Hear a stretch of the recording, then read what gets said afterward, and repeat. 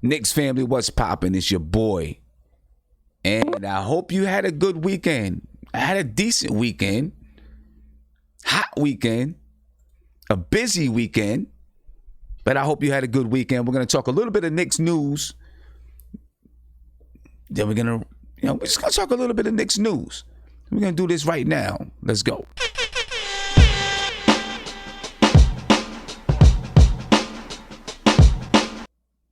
Yes, sir. Make sure you get those tickets right now. Make sure you get those tickets because they're available. Got less than 20 tickets left. So if you want to be at opening night, you got to make sure you jump on and get your tickets. And go to the website, nothingbutnicks.com. You can make your deposit right now. Make sure you subscribe to the channel. Ring that notification bell. You'll be notified anytime I go live, drop a video, post in my community section. So make sure you do that right now. Not a whole lot of Knicks news to talk about. Not a lot at all. But we're going to talk about it nonetheless. We can always find something to talk about when we talk about our New York Knicks. When it comes to our New York Knicks. Can always find something to talk about. Right now in the chat, we got, somebody joining the chat right now. Who's this? We got City for Real joining the chat. Right, so we're going to, just have a couple of discussions. What we're going to talk about today? You know what? The main thing we're going to talk about, Mitch Robinson. We're going to talk about Bobby Portis. I also want to get a little bit into, just where some of our free agents went, guys who were free agents from last year. Talk about where they went. I also want to talk about, Jeremy Lin. I know he's not a Knick and he hasn't been a Knick for a long time, but he did have a great moment in time for New York. Linsanity. He had a great moment in time.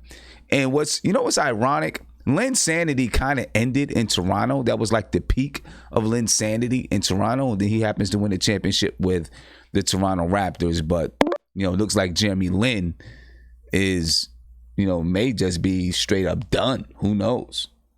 At least he feels that way. So we'll talk about that a little bit. We'll take a peek around the NBA. Talk about that. All right. But we're going to jump right into it, though. First, we'll say what's up to guys in our video chat. Let these guys get a chance to say their piece. We got Sandy. We got City for Real. And then after we, let these guys say their piece, we're going to jump right into this whole Mitch Robinson thing.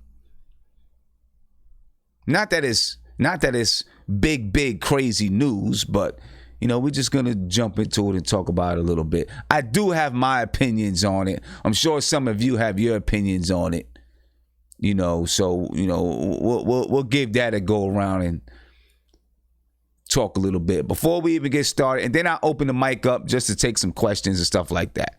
All right. Big shout out to City for Real. Thank you for the super chat, my brother. Said my bid is in Alpha Wall Street. Alpha Wall Street. We already know what it is.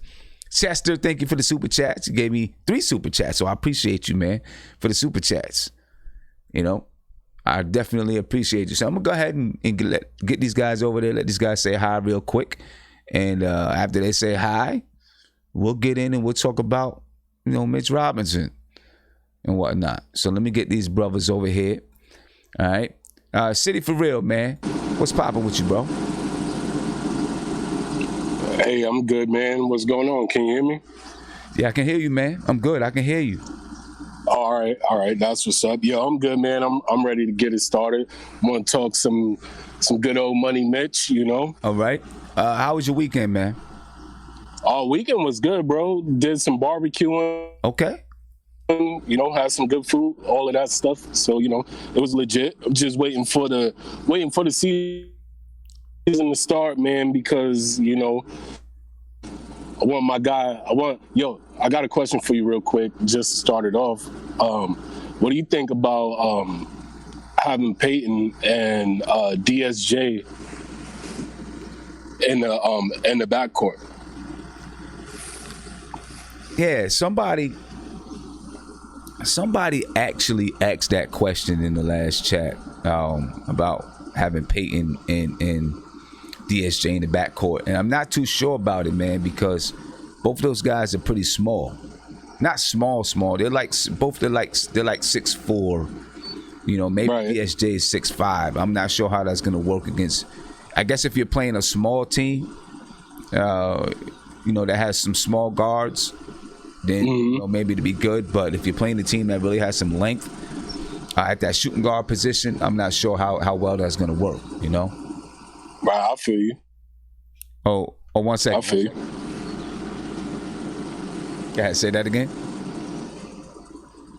Oh no, I said I feel you, man. It's just it's just an idea, man. Because if DSJ can move without the ball, and get his catch and shoot down and come off screens and stuff like that, that might be a good look because Peyton's like a pass first guy, if you want to call it that. Like, he's never really looking for his own shot or whatever. So, I think that might be a good look, bro. Yeah, I'm pretty sure at some point we'll see it though. I'm pretty positive there'll be some point where we definitely see that. I think throughout the season. Let me get over here to Sandy, and then I'm gonna get to Mr. Chickenhead that just jumped in the chat. You know what I mean? And then we're gonna start talking this Mitch thing. Sandy, what's going on, man? How was your weekend? It was good. How was yours? Good. Pretty good, man. It was definitely. It was. Let me say this. It was a busy weekend, right? My nephew had a birthday.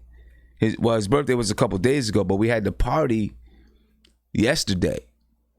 So I was up early in the morning, cutting the grass, making sure everything was right. We had like a 10 by 30 tent. We put the tent up, put up a couple other tents. We had, I brought my DJ equipment outside so we could bump the music throughout the town, throughout our neighborhood. And, we had a nice little birthday party. It was hot as a mug, but it was a nice little party. It was cool. Yeah, this heat's been a bitch, man. It's been staying. You still there? You still there, Sandy? This heat has been a bitch. It's been hot as of late, I can't hear you, Sandy. You can't hear me? Nah, I think you're kind of low.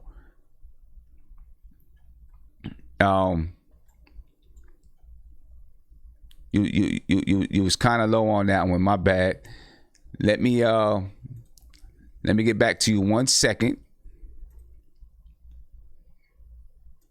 All right, go ahead, Sandy. That better? You're still a little bit low. Okay, that's better. Yeah, I mean it's been just so hot, but looking forward to Knicks season starting. The Mets are just making these crappy trades, and looking forward to football and basketball and hockey. Okay, all right. Let me get around. I'm gonna get over here to Isaiah. Isaiah, what's cooking, man? Hey, I see what you did there. Okay, listen. I am cooking.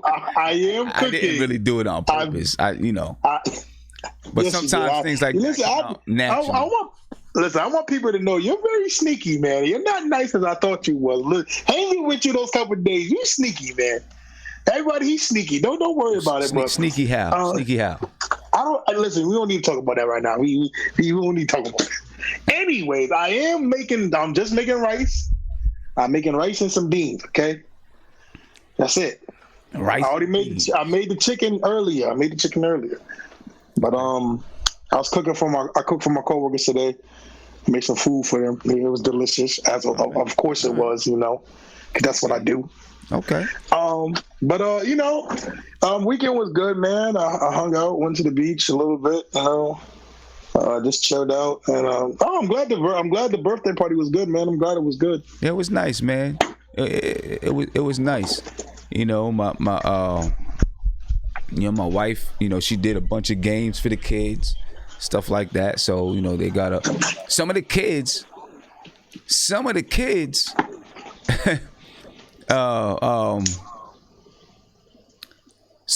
that's left with more gifts than my nephew. How'd that happen? You know what I'm saying? That's crazy because my wife does games. She does a lot of games and stuff like that, right? At the parties for the kids, and she always has gifts there for the games. And one of the gifts, I was like, no, you can't get that one away, right? It was an old Pac-Man game, Oh man, that's classic. Well, not an old Pac-Man game. It's a controller and you plug it into your TV. I was like, hold up, you're not giving that one away. I'm keeping that one. That one's got to stay in the crib. You know what I mean? But they had games and stuff they play, and they can win gifts with the games. Little water guns, stuff like that. And then she did, because it was like a Fortnite themed party. She hid a bunch of eggs around the backyard, and the kids went out and found eggs. And everybody loves Fortnite, man. Jesus. Some of the eggs had money in it. I'm like, wait a hold. Oh man, wait. See, listen. Nobody believes me when I tell you that Sim is rich. I've been in his house. Right. This man got 16 bathrooms. Yeah, okay. This man got 16 bathrooms. Don't let this man fool you. Right. Listen, this man had a water fountain. I was drinking out the water fountain. He got a water fountain. This boy is crazy. Man, this dude had nozzles at his house. This how rich he is. He got knives at his house, man. Don't listen to that dude, man. Hey, listen to me. Listen to the brother that's been in his house. I stole, okay? So I stole. Don't listen to that dude, man. But anyway. Oh yeah. I'm a cook. City was like, when I come back down, I'm gonna cook for everybody after we clean the court. Yeah, of course I am, City, man. That's what I do, man. I'm gonna cook for everybody. We're gonna have a fun time. Listen, when we out there cleaning the court, when we out there cleaning up the court, we're gonna have Isaiah on the grill for all the people in the community, in the neighborhood out there. So that's what we're gonna do. That's how we doing it. It's gonna be dope. But anyway, I wanna talk about Mitchell Robinson and Bobby Portis. You know what I'm saying? And I'm going to talk about these guys, and I'm going to talk about it in relation to culture as well. All right? Because to me, it means something, and I think it relates to culture with what I'm going to talk about right now. Bobby Portis did an interview. Now, listen, the New York Knicks haven't done much talking, right, since free agency. They haven't done much talking at all. They've been pretty quiet. As a matter of fact, they're not even doing a press conference to introduce Julius Randle and all those guys. And the only thing that I can think of is the reason why they're not doing the press conference is because, they don't want to get all the questions about free agency, not getting Kevin Durant, all that kind of stuff. That's what I'm thinking. All right. I don't know. I mean, listen, we're Knicks fans. I would think that Knicks fans still want to hear from Julius Randle, still want to hear from Bobby Portis, Taj Gibson. We're Knicks fans. We're going to be in support of our guys. I would like to see the Knicks do a press conference anyway. I think that only makes sense. And it's a good thing to do. Don't disrespect those guys. Believe me, if the Knicks would have signed Kawhi Leonard or Kevin Durant or Kyrie Irving, they'd have had a press conference just like that. You know it. I know it. We both know it. Would have been a big press conference. I think the Knicks need to have a press conference. You know what I'm saying? You sign these guys, support them, show them some love. Show them some love. That's what you do. Let the fans show them some love. You can very easily just say, hey, we're not talking about players that we didn't get. You know what I'm saying? We're not talking about did we strike out in free agency, if that's what the media wants to say. We're not talking about that. We're talking about the players, and we're celebrating the players that we signed. I think the Knicks at least owe these guys that. That's what you're supposed to do. I feel like, and I know I went a little bit off topic here, but I just wanted to get it off my chest a little bit. I feel like it's kind of a slap in the face to these guys. If I don't know, Steve Mills, Scott Perry, you don't want these guys to feel like second pickings, whether or not that's what they were. Show them the respect. Say, hey, you know what? You're part of the New York. You're part of the Knicks now. You're part of our organization. You know what I'm saying? You're a Knick. Once a Knick, always a Knick. That's what the saying is, right? And that's supposed to be a moniker of pride. That's what that's supposed to be. A moniker of pride. When you say once a Knick, always a Knick. So show these guys some love. You know what I'm saying? Give them their respect due. Let the fans formally, let them be formally introduced to the fans. You gave a press conference to R.J. Barrett. Not that R.J. Barrett didn't deserve a press conference, right? You gave a press conference to R.J. Barrett, who never stepped foot in the league. But because, he's a prized rookie and, people were excited for him and they gave him a press conference. Did a little press conference for him. Well, you signed some guys that's been in the league and have done some things in the league. Julius Randle's done some things in the league. He had a breakout year last year. And he may even break out more. And believe it or not, Knicks fans are excited for Julius Randle. A lot of Knicks fans are excited to see Elfrid Payton play. We got City for real calling Elfrid Payton the Elf of Wall Street. You know what I'm saying? That's what you should do. That's what you got to do, in my opinion. You're talking about, we talk about culture. We're going to talk about that in a little bit. All right, we talk about culture. And if you say that you've built a culture, then show these guys the respect and let everybody see, that you respect them. Now I want to talk about, first we're going to talk about Mitchell Robinson. Okay. And I got into that whole thing because the Knicks haven't been in the news lately. We haven't heard from Scott Perry. We haven't heard from Steve Mills. We haven't heard from anybody, any executive or officials in the Knicks organization. Right? We haven't heard from them at all about our free agents, about anything. But we have heard from some of the players. One player that we've heard of from a lot is Bobby Portis. All right, we've heard from Bobby Portis since he's been signed by the Knicks. And he might want to be careful because James Dolan doesn't like a lot of, he doesn't like his players getting into the press. You know what I mean?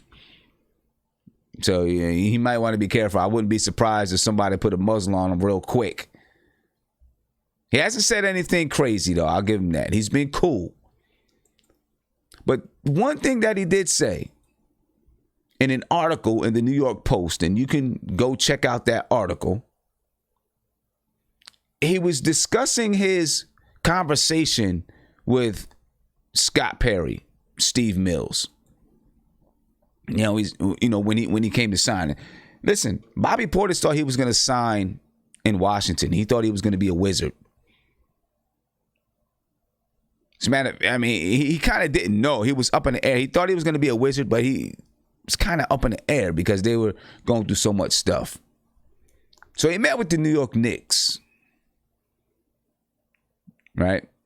And when he met with the Knicks, it was made clear to him that he would be coming off the bench behind Mitchell Robinson. Okay? This is what he said. This is Bobby Portis in a phone interview. He said, "I don't care about starting or coming off the bench," Portis told the Post. This is to the Post now. He said, "I envision myself being a Sixth Man of the Year candidate," and we'll talk about that in a minute. He said, "Last year, I was in the running at the beginning of the season, playing well.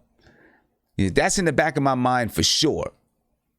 Naysayers will say I'm crazy. I feel it's going to come from me one day for sure. I played my role really well." So he's been told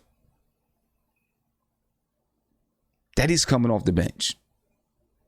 All right, it was made clear to him. Now, I don't have a problem with Mitchell Robinson starting.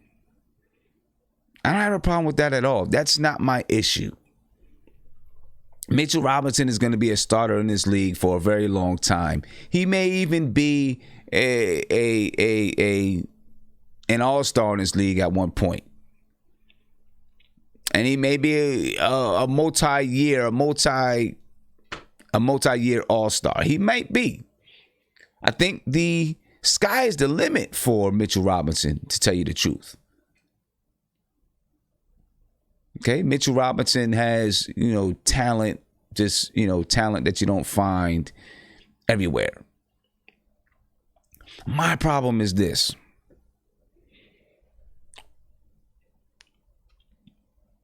How do you know that when you start to put these, I guess my question is this. Is there anyone on the Knicks right now, besides maybe Julius Randle, is there any other player that you look at and say, this guy is definitely going to be a starter, I don't care what you say?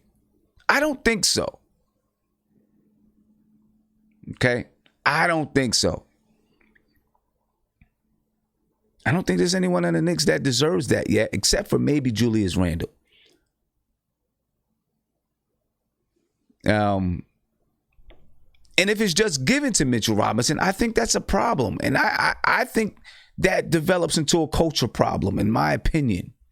And I'm sure there's a lot of people that disagree with me. And I'm not saying that I don't like Mitchell Robinson. I don't want people to take this the wrong way, because this happens a lot. If I start saying, something about a player or have a criticism of a player, sometimes people take it the wrong way and think that I don't like that player or I'm throwing hate or whatever it is. No, I'm not doing that. Not throwing hate at Mitchell Robinson at all. I like Mitch. It's my guy. It's Money Mitch. I like Mitch. But if you're just going to give him the starting position just because, listen, I can understand if it's his third year and if it's, he's been in the league 3 and 4 years and you say, you know what, this is it. We're just going to start him. We're going to see how it goes. But it's his second year. I don't know if he proved to me. That he's a full-time starter. That's just my opinion. I still feel like he needs to bulk up a little bit more, get a little bit stronger. I still feel like he's going to get in foul trouble. His offensive game isn't fully there. He's not as experienced. That's what I feel. If he earns that starting spot, you give it to him. But I feel like it should be a competition coming into training camp. That's what I feel. Feel like it should be a competition. He should have to earn that spot. He should not be given that spot. I don't think anybody on this team deserves to be given that spot. The only person that really is close to it, is Julius Randle. That's the only guy that's close to it. And still, if Julius Randle's not doing what he's supposed to do, you can't just give it to him. There's only a few guys in the league, man, that are just, if they come to your team, you're giving them that spot. Well, I don't want to say just a few, but, you're not just going to give anybody the spot, in my opinion. I'm sorry. And people can disagree with me all they want. I'm cool with that. You don't just give somebody a spot. You got to earn it. I believe in that. I full-heartedly believe in that. And I'm still going to say that, it's going to be a competition coming to training camp. Now maybe it's his to lose. Okay. If it's his to lose, all right, maybe I can deal with that.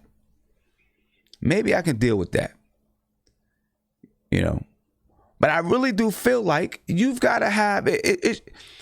If you have Patrick Ewing on your team, when it's prime or young Patrick Ewing, whatever it is, okay, he's a starter. Hey, you got some of those guys like that, and you say, this guy is a starter. It don't matter. It doesn't matter. He's starting.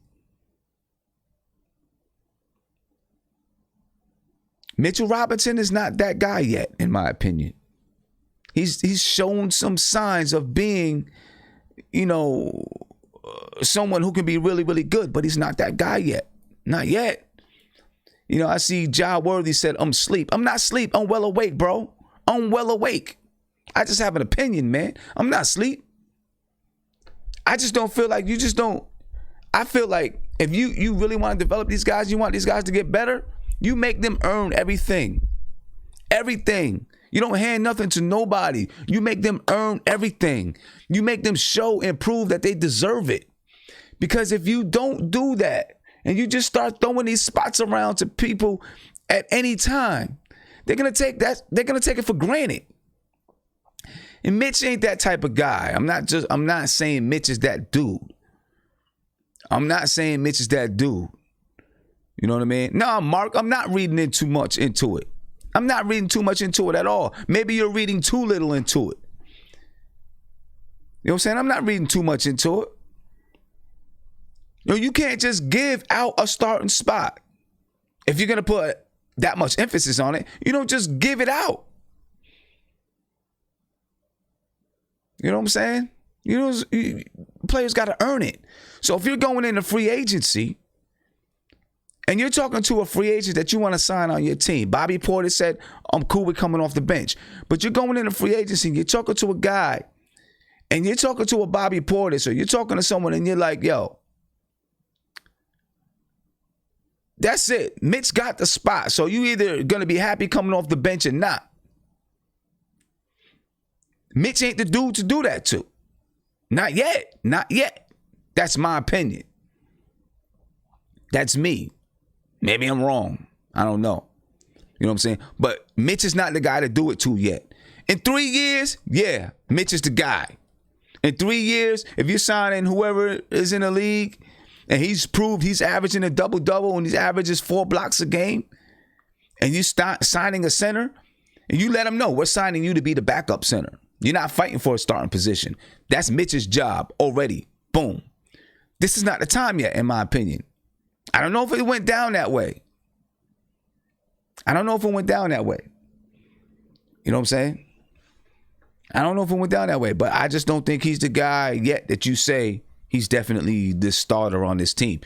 Now, and that depends on who you're signing, right? If you're signing veterans that's been in the league for a few years, I don't think you say that to him. If you're signing another guy that's been in the league for 2 years, or somebody who you just don't think is as good as him, then maybe you do say that he's the starter. I don't know. But with this situation here, to me, you should make him earn it. You should make him earn it. I don't know. And maybe they have a different philosophy. Sometimes you have teachers, right? You go to school. And they give you start with an A, right? You start automatically with an A, and now you got to work to keep that A. Maybe that's the philosophy. I don't know. That could be the philosophy. I'm not inside the war room with David Fizdale and his slew of coaches. I'm not inside the war room with them. I just think, guys got to earn. Guys need to earn their spots.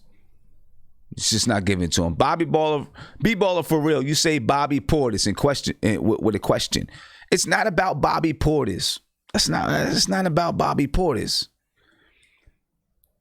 It's about culture to me. That's what I'm saying. It's about culture. See, and this is what. All right, B-baller for real. You say he earned it. How did he earn it? That's what I want to know. How did he earn to be the starter over? How did he earn it already to be just that guy where you say, yup, this is it. This is just it. I don't see how he earned it yet. I'm not saying that he's not going to. I'm not saying I don't like him. I'll keep repeating that. I don't see how he earned it yet. Right? He averaged what 10 points, 8 rebounds or something like that on a 17-win team.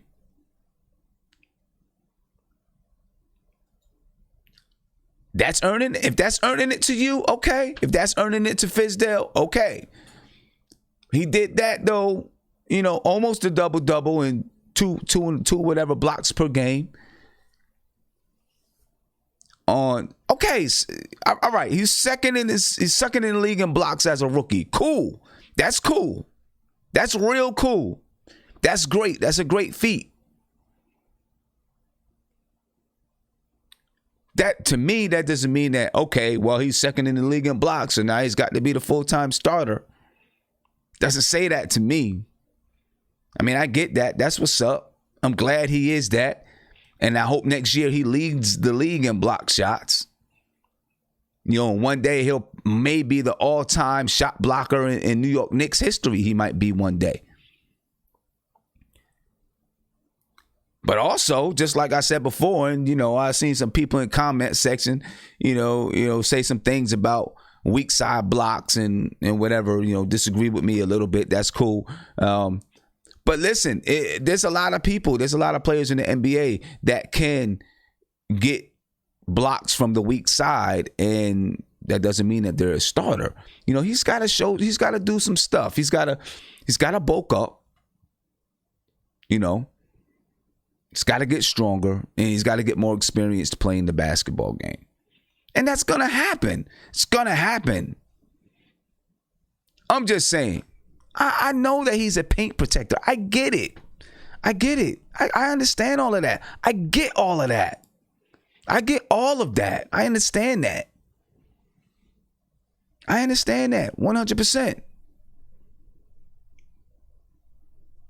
I just don't think you just don't give it to him out the gate. You don't, dude. We got 6 or 7 new players. It's a totally different team. I just don't feel he's that kind of guy that you go to any team and he's going to be that starter yet. One day he will be. I feel like it should be a battle at every single position this year. It should, you know, I don't think anybody has anything solidified. We won 17 games last year. Not one person did a damn thing, in my opinion, to solidify that they are the bona fide starter. Not on a 17-win team. Hell no. Unless you had someone that was dropping 25 and 10 every night. We had nobody doing that. You know? We'll see what's up. And to me, it just goes into culture. I want a culture where players feel like they have to earn it. I don't want a culture where guys come in and they feel like, oh, I already got it. No, they have to earn it. Every minute, every second. That's how you make your guys scrape, and fight for it. That's how you demand what you want from your guys. You make them have to earn it. You know what I'm saying? And you have standards. You seen the video I did before with Coach Fizdale where I talked about different standards and those type of things. You have some standards, and guys got to play up to those standards.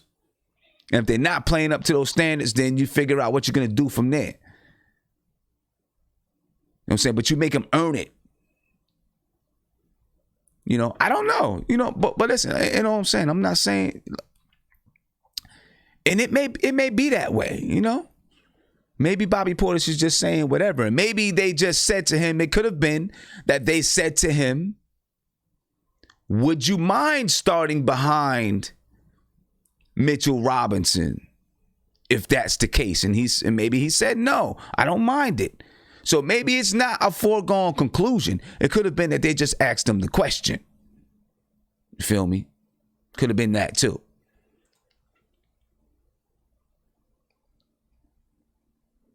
We're going to find out soon enough.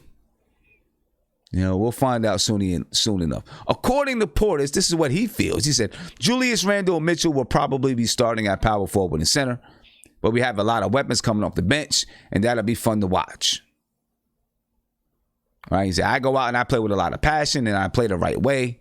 In the amount of minutes that I'm given, 20 to 26, I can affect the game in a lot of positive ways. We'll see how that is, man. I know there's probably a lot of people that's itching at the bit to get at me, you know, and tell me I'm dumb and I'm stupid and I'm crazy because, you know, Mitchell Robinson is Money Mitch and he averaged 2 blocks a game. He was second in the league in block shots and and he's got all the super uber duper talent, so he should start. I know there's a lot of people chomping at the bit to tell me that, so I'm gonna give you that chance. I don't have the phone lines open up just yet, but I'm gonna give you that chance, man. You know what I mean? I'm gonna start right here in the video chat. I want to know what guys think about it. You know. And Mark, you know, Mark always doing stuff in all caps and all this craziness, man. Whoever wants Bobby to start over Mitch should da-da-da with Advil. Go ahead with yourself, Mark. You know what I'm saying? Go ahead with yourself.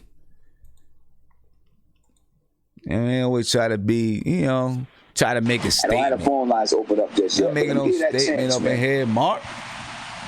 Let me get these guys over here.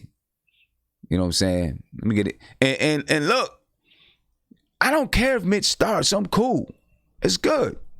Because you know what really determines, what let me get my words right. It's not always about just who starts, it's who finishes the game. We all know that. That's the thing. That's the key right there. Who gets it at the end? Who finishes the game? Who's in the game at the end when it counts, when you need a bucket, when you need a rebound, when you need some defense. That's what's going to matter. You know what I'm saying? That's what's going to matter. But I'm just speaking about the culture of the team. So people can get mad that I'm saying maybe Mitch should or should not start. I'm just speaking about the culture of holding these players accountable, not giving them a damn thing. That's what I'm talking about. Because I didn't see that last year all the time. And that used to piss me off. I didn't see that last year. Ain't no favorites on this team. I don't give a damn if you've been here for 1 year. Shoot. No favorites on the team. You know what I mean? Isaiah, I'm going to come to you in 1 second. Let me let Guermo and Mark introduce themselves. All right? Guermo, what's good, man? Yo, it's good, Sim. I'm chilling, man. I'm chilling. What's poppin' with you, man? You seem to have developed some enemies for tonight, man, but... I probably did. You know what I'm saying? I probably got enemies. I probably got people giving me the thumbs down and all that. That's nah. It's a good topic, man. I'm gonna say, it's cool. You know what I'm saying? Because I just don't feel like anything should be given, man. I agree 1,000%, but I will say this, Sim. I agree with the meritocracy where you got to come and fight in for minutes and that stuff, right? A big but, though, Sim. Okay. Give me the. If you look at last year, I understand we were tanking, but out of everybody on that team, and I'm not saying I'm going one way or the other, even though I would probably lean to Mitch starting out more minutes beginning on, Mitch Robinson was one of the guys who actually showed development and I think followed Fizdale's plans and desires for what he wanted in him almost to a T. Now, I know that DeAndre Jordan came out and helped out a lot. I would just say that, if you're looking at a guy like Mitch, I understand what you're saying 1,000%, but you got to just be careful with a guy like Mitch because Mitch seems like he's a soldier, but you never want to upset your soldier after he's done what you asked him to do and you don't reward him with more minutes. I'm just saying, to start the season, yes, I agree, played him as blah, blah, but I'll just say, also remember that Mitchell Robinson, out of all the guys, look, you had Tim Hardaway there. I mean, I know you got traded, but there's so many young guys that there last year, on the extreme end, you got Frank, who really never developed. You have to say that Mitch Robinson did develop, lowered his fouls, became even a greater defensive stalwart. His footing was a lot better. I'm just saying, so I'm a meritocracy guy, but if we count on what happened last season and the fact that we were tanking, Mitch Robinson did show he's one of the only guys who actually showed concrete progress. So listen, I'm just saying, just be careful. Dude, I agree with you 100%. Right? And like I see, people in the chat like Stephen A. Smith and Sim are the only people that didn't peep Mitch play last year. Really, dude? No. Don't compare. Don't compare Sim to Stephen A. Smith. This is Saint Nick NYC. Come on, bro. What are you talking about? I'm not even talking about what Mitch did. I get it, right? Mitch was a phenomenon. He's got super duper talent. He's going to be a starter and maybe an all-star in his league for years to come, probably, barring any injury or anything like that. God forbid. I'm just saying, right? Okay, let's put it like this. It's one of the reasons that DeAndre Jordan kind of gave a bad report about the Knicks, right? Did he? Yeah. He kind of gave a bad report about the Knicks because he wasn't happy that Coach Fizdale asked him to come off the bench. Okay. Yeah, but was it like that was like because Fizdale was kind of tanking and DeAndre kind of like being a little bit too successful. The thing is this, and this is what I think gets missed and forgotten in basketball in general. I'm gonna relate it to some of my players. I had a young lady last week, asked me about, we were just talking about players on the team, right? And she was like, there's one player I kind of didn't agree with everything, on how you used her, right? And I explained to her, I said, well, listen, here's the thing.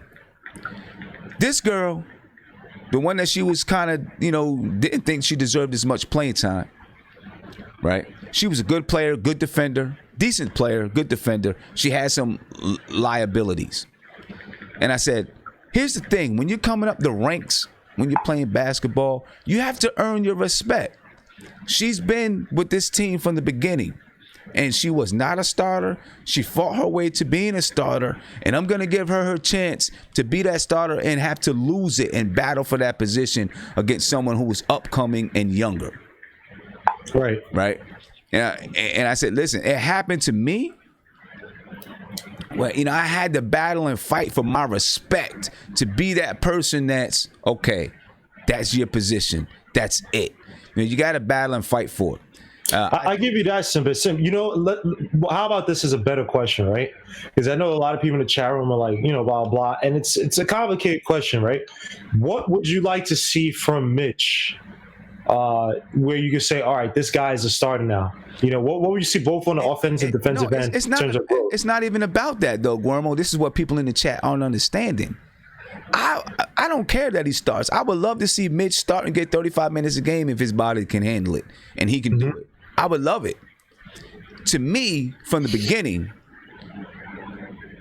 I don't think Mitch has earned the right to just say, hands down, you're the starter without it being a battle. That's what I'm saying, right? I think, if he was on this team for 4 years and he averaged a double-double and he was getting 4 blocks a game, maybe he was 15 and 10, you say, hands down, he's our starter. That's it. I'm done with it. And we're not even going to bring in a player that can contend for his position. We're going to bring in a good person, a good player behind him, a good backup. You're going to bring in a good backup. I don't think he's earned that right yet for it to just be given to him. I want him to go into camp and earn it. And I want it to be up. I want it to be I don't want to say up in the air. I want it to be that they're battling out and he earns the spot and then he's the starter. That's what I want. I agree with you, Sim, but one thing I say about Mitch and Portis, right? Because I'm assuming it'd be Portis, I guess, but Taj would only here for 2 years, whatever. Well, Portis is from this article. Portis is going to be the backup big man. He's going to be the backup center. So I'm just saying those would be the two that would be competing, right? Yeah. Mitch and it's just weird because Portis and Mitch, they play that position so differently. Right. And I agree with you in terms of the meritocracy, but it's like, if you look at a guy like Mitch, right, and you're trying to judge, and he's giving you double doubles and good defense versus Portis, who can hit 40% from 3 and give you, 15 and 7 or 15 and 5 or 6, right?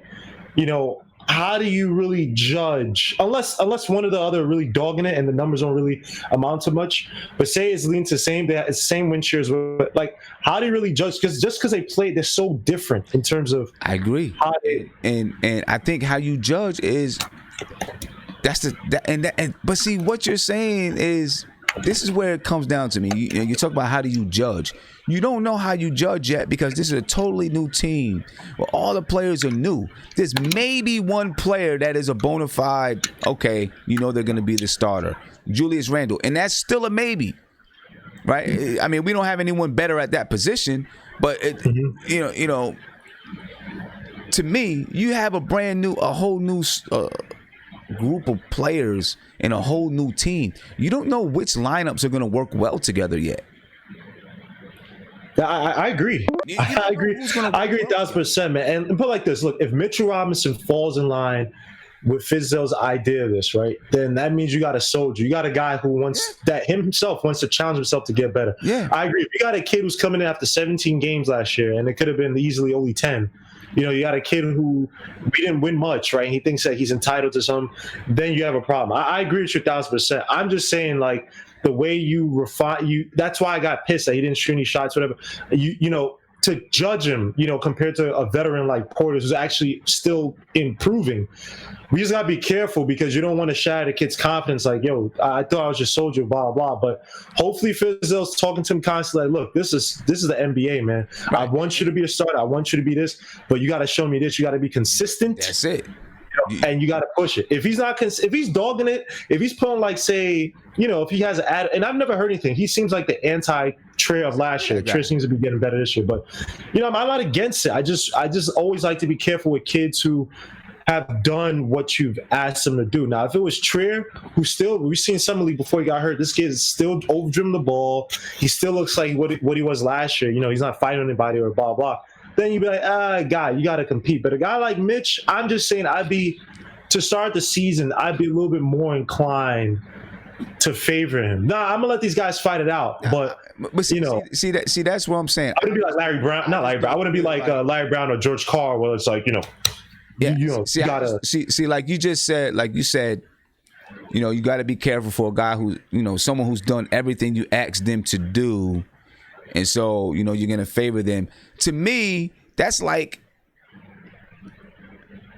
you ever see a little kid and the parents teach the little kid to say please, right? Yeah. And so then all of a sudden, every time they say please, they think that they're supposed to get what they asked for, right?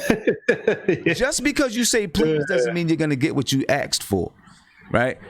I'm not saying, and I see people say Mitch is our franchise center. That's why. That's all good. That's all good. That's all good. He probably is our franchise center for the next 10 years. It doesn't mean that he doesn't have to prove himself through the ranks, right? And you got to set that type of a structure up where they prove themselves. They got to prove themselves. Right, so everybody, I'm looking at the chat, people coming at me like, you don't want Mitch to start. You think Bobby Portis is better than Mitch? It has nothing to do with who is better than who. This is what people don't get. I don't think everybody listens for real. It has nothing to do with who is better than who. It all has to do with making and forcing every player to earn their spot and then keep their spot. And who's also to say that they won't? It's so tough because you sign Randall, damn. But it's like a guy like Mitch and Portis, they actually complement each other. It'd be better if they played together, but you have Randall, so I'm pretty can't sure play right at the three. But this Knicks lineup, there's so many iterations that you could throw out there that could probably get you a few more wins than expected. So it's just the only thing is like Sim, who do you make? Last year, Mitch Robinson was slowly coming on. Now we talk about this guy, he's talking more to the media, he's blah, blah, blah, versus a guy in Portis who he'll knock you the F out. You know what I mean? And this guy is, he's improving his diet. He's been showing improvement. It's like, who do you make your floor general, if that makes sense, right? Because you need, no matter how good you are as a coach, you always need your generals on the floor to kind of implement what you want. How do you get that across to a guy that's on a one-on-one deal versus one of your promising rookies? Yeah. Listen, it's it's not going to be an easy job for Fizz, but I'm just saying I think that it should be that you don't. I don't want to. I never tell my players, "Oh yeah, you're going to be the definite starter." Someone asked me, "Coach, am I starting?" Like, if you earn it, that's it. You know what I'm saying? If you okay, but Sim, all right. If Randall is dogging it, then do you sit him down then?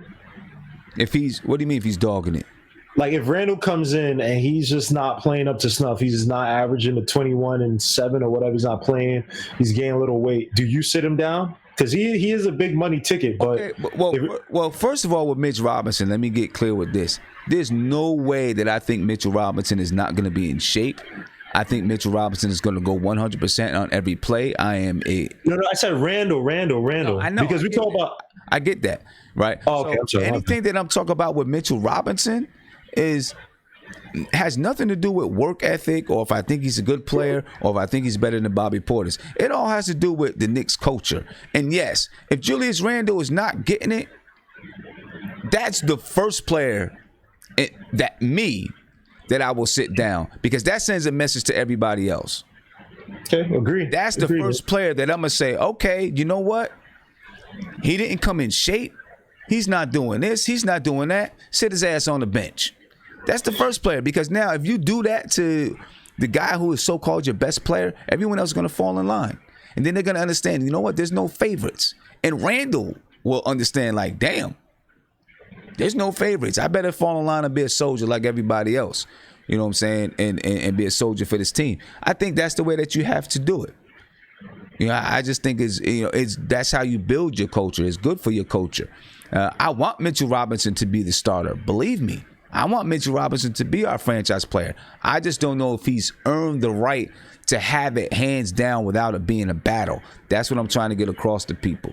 And I seen someone. Let me see if I can go back in the chat real quick, because I wanted to respond to this, and then I'm gonna get to Mark. I seen someone say something about, I don't know, I missed it. I'll come back to it if I can find it. I should have kept it there. Right. Oh. He said, this is B-Ball for real, said that I'm overthinking it. I don't think I'm overthinking it. I think it's about culture, and that, you got to develop, you got to put something in place. You got to have some standards. And your standards, your number one standard and requirement should be that you got to earn everything, in my opinion, when it comes to basketball. He said he proved himself on some level in a garbage season when everyone else is folded. See, I have a problem with that. I really have a problem with that, B-Baller, for real. This is why I have a problem with it. Because if we was about to sign a player off of a 17-win team, and everybody was like, yeah, this guy's going to do this, that, and that, and that, everyone would be like, yeah, he was on a 17-win team, though. Let's see if he can be a starter on a good team. That's what everybody would be saying. You know what I mean? I think you have to look at it and say, okay, he did it on a 17-win team. Let's see how much he develops. Let's see if he can do it when his team gets better and better and better. That's what we need to be looking at, and that's what we need to be saying. That's true. And Portis didn't come from a really good winning team anyway. With the, I know he went from the Bulls to the Wizards, so he wasn't really on any good team. So look, if competition is great, man. Iron sharpens iron. Whoever comes out, the better man. I mean, you're blessed to have a player who you can build with, and that's what I'm thinking. So let me get to Mark, because Mark tried to throw some shots in the chat. You know what I mean? Try to say some things. Whoever thinks that Bobby Portis should be starting over Mitch is whatever he said, right? Who's Mark terminology? What's up, Mark? What's up? What you crying about tonight, man? I ain't crying. What's wrong with you tonight, man? I ain't crying. What I'm talking about is culture, bro. That's what I'm talking about. It ain't about Bobby Portis. It ain't about Mitchell Robinson. It's about having some standards in place where you don't just say this dude is a starter just because. You know what I'm saying? Can I ask you a question? Not right now. Okay, let Mitch Robinson do some things first. That's what I'm saying. I'm not saying he shouldn't start. I'm not saying he shouldn't earn it. I'm not saying he's not going to be our franchise player. But let him earn some things, because this is what happens. I've been in both situations. I've been in a situation. Well, I got cut at a very early age, so no matter what team I went to, I was always afraid that I was going to lose my spot. Right?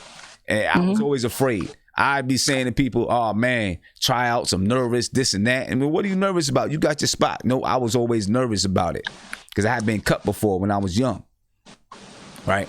But I've been in a situation, though, and know how I felt when I knew that I was the starter. Right? And when I knew that going into the season, oh, yeah, I'm the starter. Right? I let my guard down a little bit. But that's you. That's not Mitch. Mitch is 20 years old. Trust me. You feel that? You get that? You're going to feel like, okay, I'm the starter. This is my spot.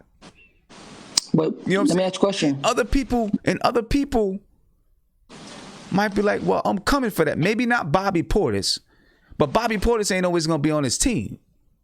At least, I mean, I don't know. We don't know. He could be, but He already knew his role is, because that's culture right there. He knew his role. These young guys to earn it all the time. They are young, moldable players. You have to teach them and train them to always be on edge. And not only is it good for this basketball season, but it's good for their career. Because there's always going to be another dude coming for that spot. Always. You know what I'm saying? It's no different than any other job you go to. It's always somebody looking like, I want that starting position. I want that job. So you got to train these guys, not just for this team, but for their career, to be hungry. To be hungry. You know what I'm saying? And maybe Mitch is different. I don't know. But What do you mean you don't know? You don't see how what his motor looks like on the floor? You ain't let me finish. Maybe Mitch is different. I don't know. But when you automatically say this is the starter, that hunger could go away at this age because he hasn't learned yet. But he could be one of those guys that's just hungry all the time. I don't know. But I don't want to take that chance. You might, even if you have it in your mind as a coach, even if you have it in your mind and you say, this is probably my starter, that's not what you say to players. You tell the players, you better get out there and earn it. You know what I'm saying? That's how I feel. You got to make these guys want to earn it. Listen, I want Mitch to start. I want Mitch to turn into, I think he has the ability to be, I see some things he could do. I think he has all-star capabilities. I think he has the ability, yes, to be an all-star. You know what I'm saying? But it doesn't have to come in the second year. You don't have to force feed it. You can let him grow. You can let him learn. But you got to make him, you got to put parameters around him so that he can always and consistently for his career be hungry. And that's the word. That's the word, consistency. And this is what you missed out on. And this is why he's starting him now. Because when you watched him last season, there's a lot of habits that he has that Fizz don't want him to do this season. So when you throw him out starting like that, when you say, okay, you're the guy, so we're going to depend on you because we have high hopes in what you can do for us and how impactful you could be on this floor. So when you're a player of that type of, when a coach believes in you in that type of way, it's not like Mitch is going to go out there and play 35, 40 minutes. He wants to give him that starting spot because he wants him to learn to stop fouling so early in quarters that he does consistently. And the only way he's going to do that if he feels like he's a starter, he feels like the coach believes in him, that's a confidence boost right there. Because no one would have thought that Porzingis should have started, but he did. Sometimes that helps players, sometimes that don't. But from what I saw from him last year, that shows me a player that's determined to be someone, to be something, to work hard at it. Just his motor alone shows me that this kid is going to make himself into a player. Because it's like this. If you don't have it, you don't have it. If you do, you show it. And that's what he did. For 15 to 20 minutes a game, for what he did. Yo, that's cool. That's cool. That's real cool and all. You know what I'm saying? I mean, he did it. That's great. And, if the best way that Fizdale can teach him is by making him earn it. That's the best way that you can teach him. Is by making him earn it. So my thing is, if there was off the jump, I'm not saying don't start him.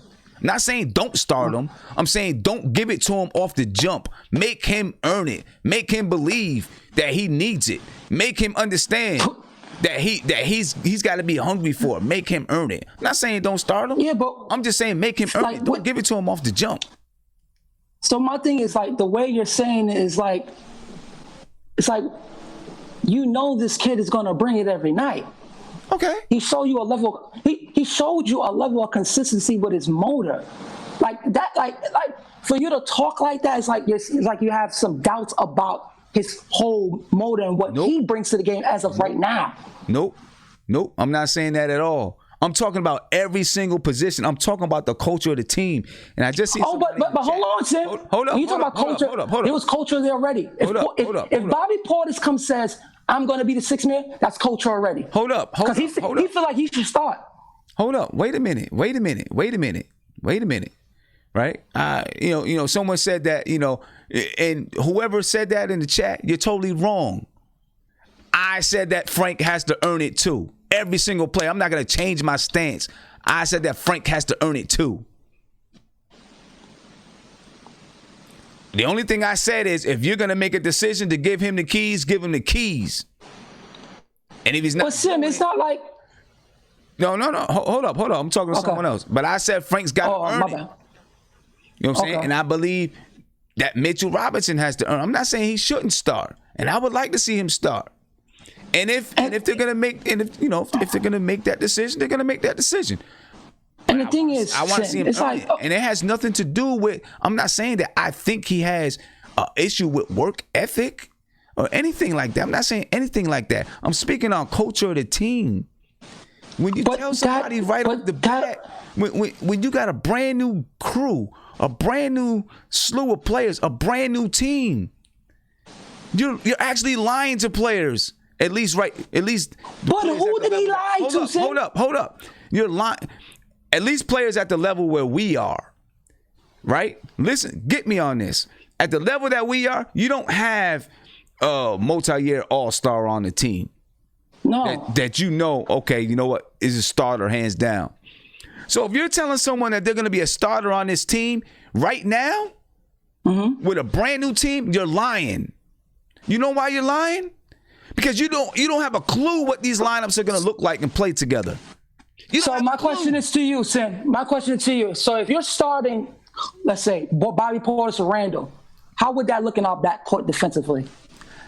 Because neither one of them play defense. There's not even a reason to continue what I'm saying to you, Mark, because you're not getting it.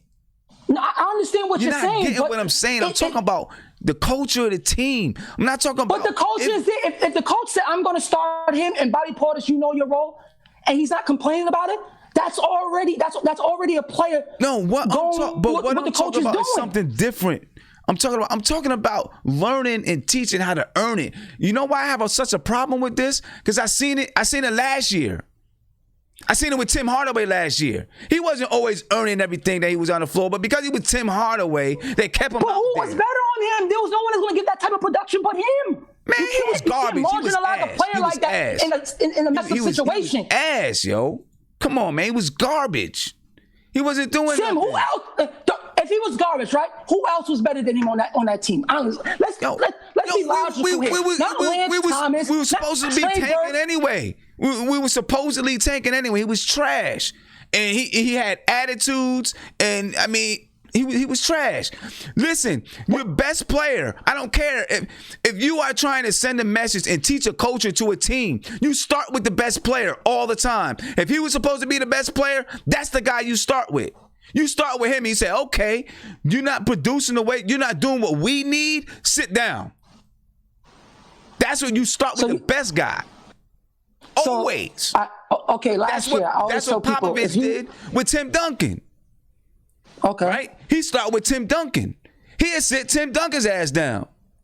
Okay. Right? He'll give consequences to Tim Duncan. And then what happened after that? And you can go ask, Steven Jackson has said it. Tony Parker has said it. All these players have said it. Number one, Tim Duncan allowed him to do that. Tim Duncan allowed him to do that. Tim Duncan allowed Pop to coach him. Then if you have that's a big difference. Well, if you have a player that's not going to allow you to coach him, then get his ass off the team. Well, he ain't here anymore. Good. And that's for a good reason. That's for a good reason. What I'm saying is, I seen the same things. I seen the same things last year. He said everybody got to earn it and everybody got to, eat what they kill. Well, Tim Hardaway wasn't always killing shit. But everybody else, he was rotating around doing this and doing that. But when Tim Hardaway was having all these, dumbass nights, it was just.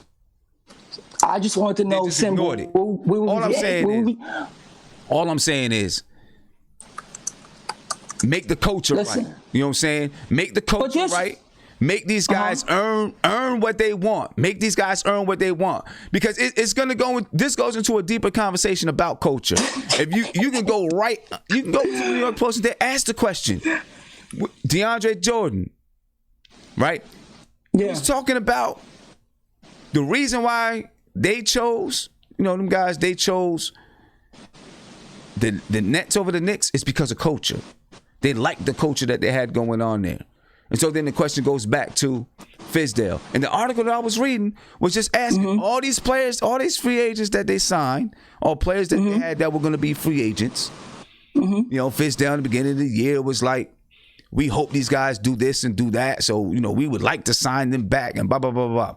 None of them, not one free agent that the Knicks had is signed back to this team. Sam, so the key word was I would like. I know. Meaning I get that. Can go both ways. So the question that was asked in the article was, where was the culture that these guys? Because a lot of them were young players: Mario Hezonja, Emmanuel Mudiay, right? Noah Vonleh, young guys that they were supposed to be trying to develop.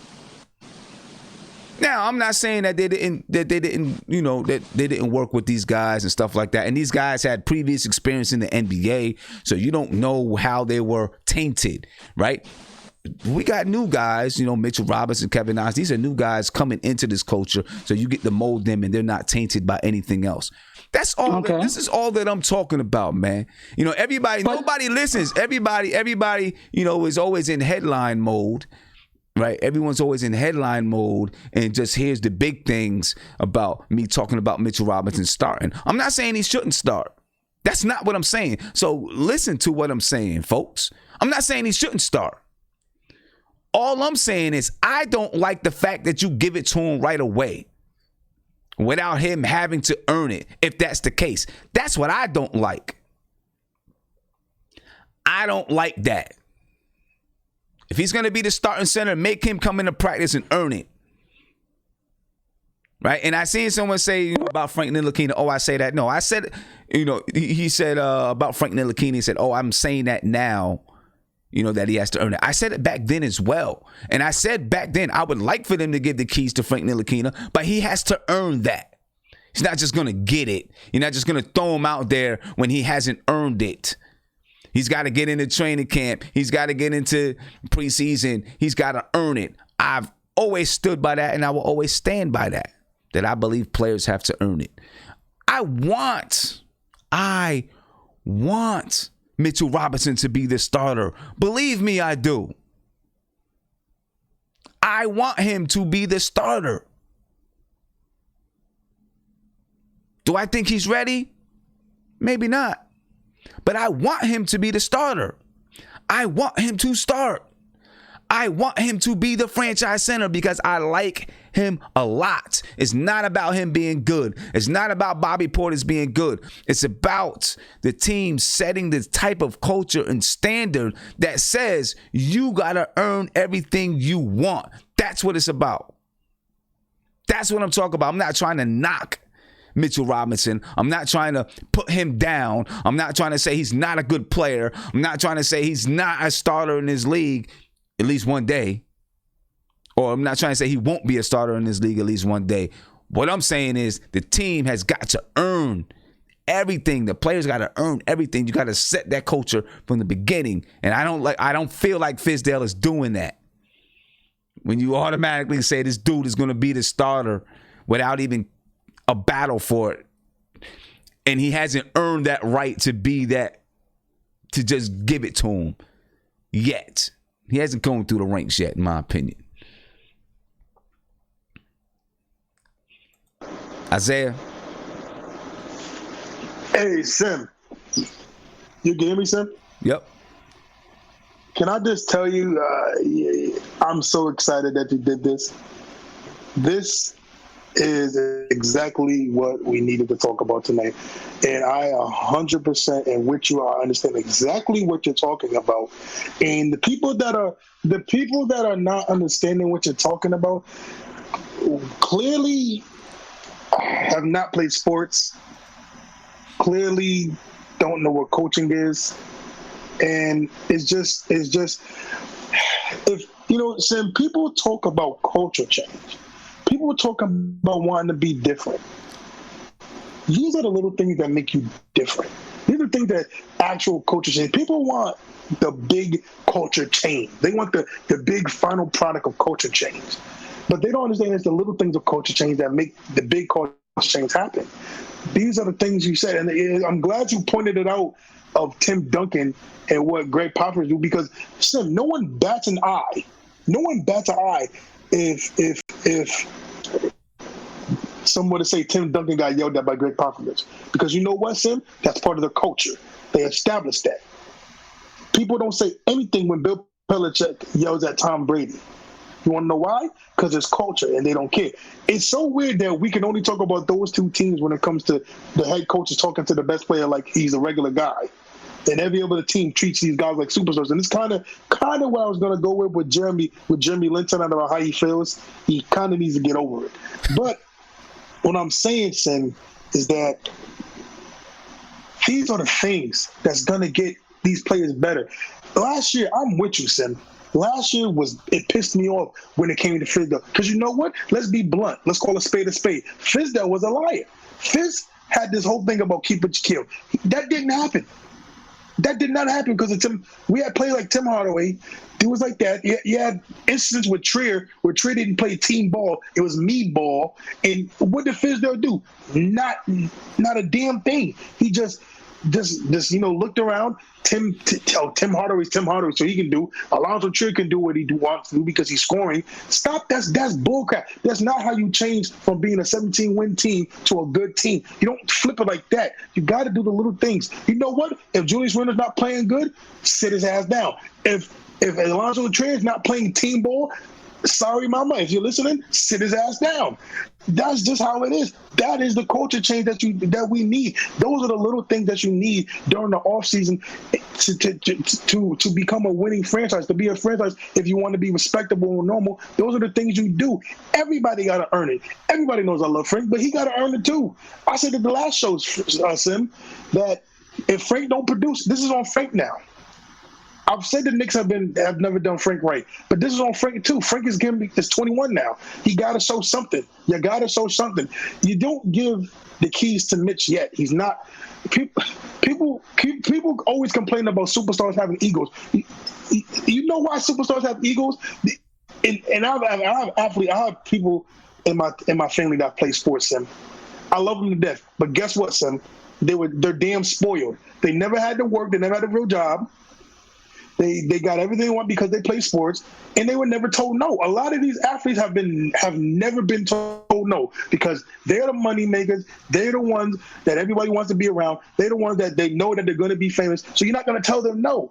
You know what? You need somebody that's going to tell them no.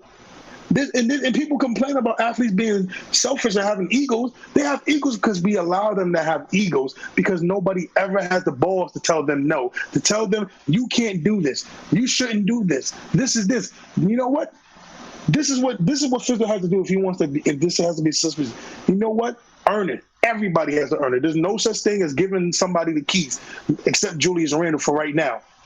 You got to earn it, and you got to play hard, and that's going to make this team scrappy. Those are going to be the things that make this team scrappy. Is you know what? He freaking earned it.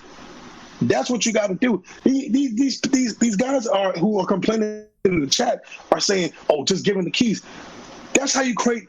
No disrespect, and I know you love Melo, but that's how you create Melo. That's how you create AIs.